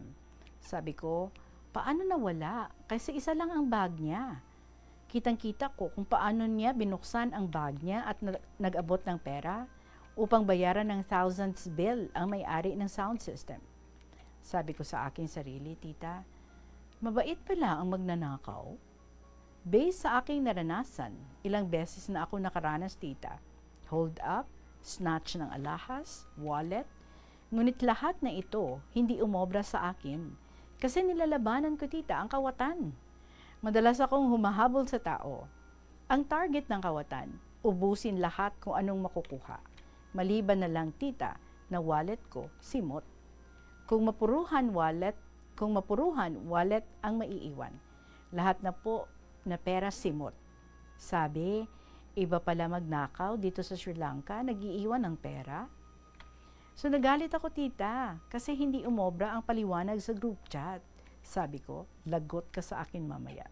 Halos lahat na magulang galit na kasi laging may contributions ang lalaki pa, libo ang halaga madalas. Tapos laging bago ang mga guro sa eskwelahan niya. Walang permanente. Palaisipan ko, tita, nang nasa loob na kami ni Oshani, nagulat siya nang bumalik ako. Hindi na ako nagpaligoy-ligoy pa, tita. Diniretso ko na. Alam ko kung anong pag-uusapan natin. Tungkol ito sa group chat message ko. Nagtinginan sila ng kanyang kapwa guro. Sabi ko, para sa akin, walang mali sa mga katanungan ng mga magulang. May karapatan sila dahil pera nila yan. Pinaghihirapan nila yan bago sila makapagbigay sa iyo ng monthly payment. Naglalaki ang contributions, expenses nila araw-araw, pagkain pa. Hindi madali kumita ng pera sa ating bansa dahil sa economic crisis. Hindi nila pinupulot sa kalsada ang pera para bayaran ka. Dapat lang nating unawain ang mga magulang. Kasi kung wala sila, hindi iikot ang isang komunidad. Pero miss, nahihiya kami kasi bakit ka pa tinatanong? Kasi sa laki ng ambag mo at pagod, dapat lang may delikadesa man lang sila magtanong sa'yo. Nahihiya kami at nalulungkot. Ang asawa ko, pinagalitan ko kasi nalulungkot. Sabi ko, normal ang mga tanong na yan. Hindi tayo dapat magpa-apekto sa negatibo na bagay. Doon tayo mag-focus sa progresibo at mag-improve kung anong dapat i-improve. Sa susunod, kung kumuha ka ng speaker, dapat tayo ang masusunod sa stage arrangement. Kasi bayad sila, hindi libre ang pagod nila. Kahit daw siya, kinausap niya, walang kahit anong bagay maliban sa mga decorations at performers, kaso hindi daw siya pinakinggan. Sabi ni Madam, kaya ang bansa namin walang asenso, kasi ang utak namin hindi kagaya sa iyo. Sumalungkot sila lahat, tita, nakayuko, para bang mga ibon na hindi na makalipad. Kaya ang swerte ko, nandito ka sa tabi ko. Sabi ko, Madam, lahat tayo may kanya-kanyang pag-unawa, prinsipyo at pananaw sa buhay. Kahit ang guro mong katabi, may sarili din siyang opinyon. Biglang tumaas ang ulo niya, tita, at mungumiti ng masarap. Lahat tayo may kanya-kanyang kakayahan sa buhay. Hindi natin pwede ikumpara ang ating mga sarili sa iba kasi magkakaiba ng pag-unawa ang bawat isa sa atin. Pero ang positive energy natin, kapag pinagsama-sama ito sa mabuting paraan, very powerful ito. Basta nagkakaisa ang bawat isa. Hindi pa rin natin natapos, but anyway, we still have days before us. So we will try nga matapos na nato. No? The soonest, inisulat ni Aguila sa Sri Lanka. For your own stories to share, mga kabombo, again, pwede ka email sa bombo_iloilo@bomboradio.info. Pwede mag-isulat ang mga istorya kung ipadala nyo lang sa kahapon lamang program. DYFM, Bombo Radio, Iloilo, Sky City Tower, Mapa Street, Iloilo City. Right after sang kahapon lamang program, enjoy nyo naman ang mga dramas every afternoon diri sa Bombo Radio, Iloilo. Tuyang Ermitanya, Provincial Jail, and Dear Diary. Maraming salamat sa inyo. Balik kita tomorrow sa gihapon ininyo alagad si Tita Regine para sa kahapon lamang program. Good afternoon and God bless.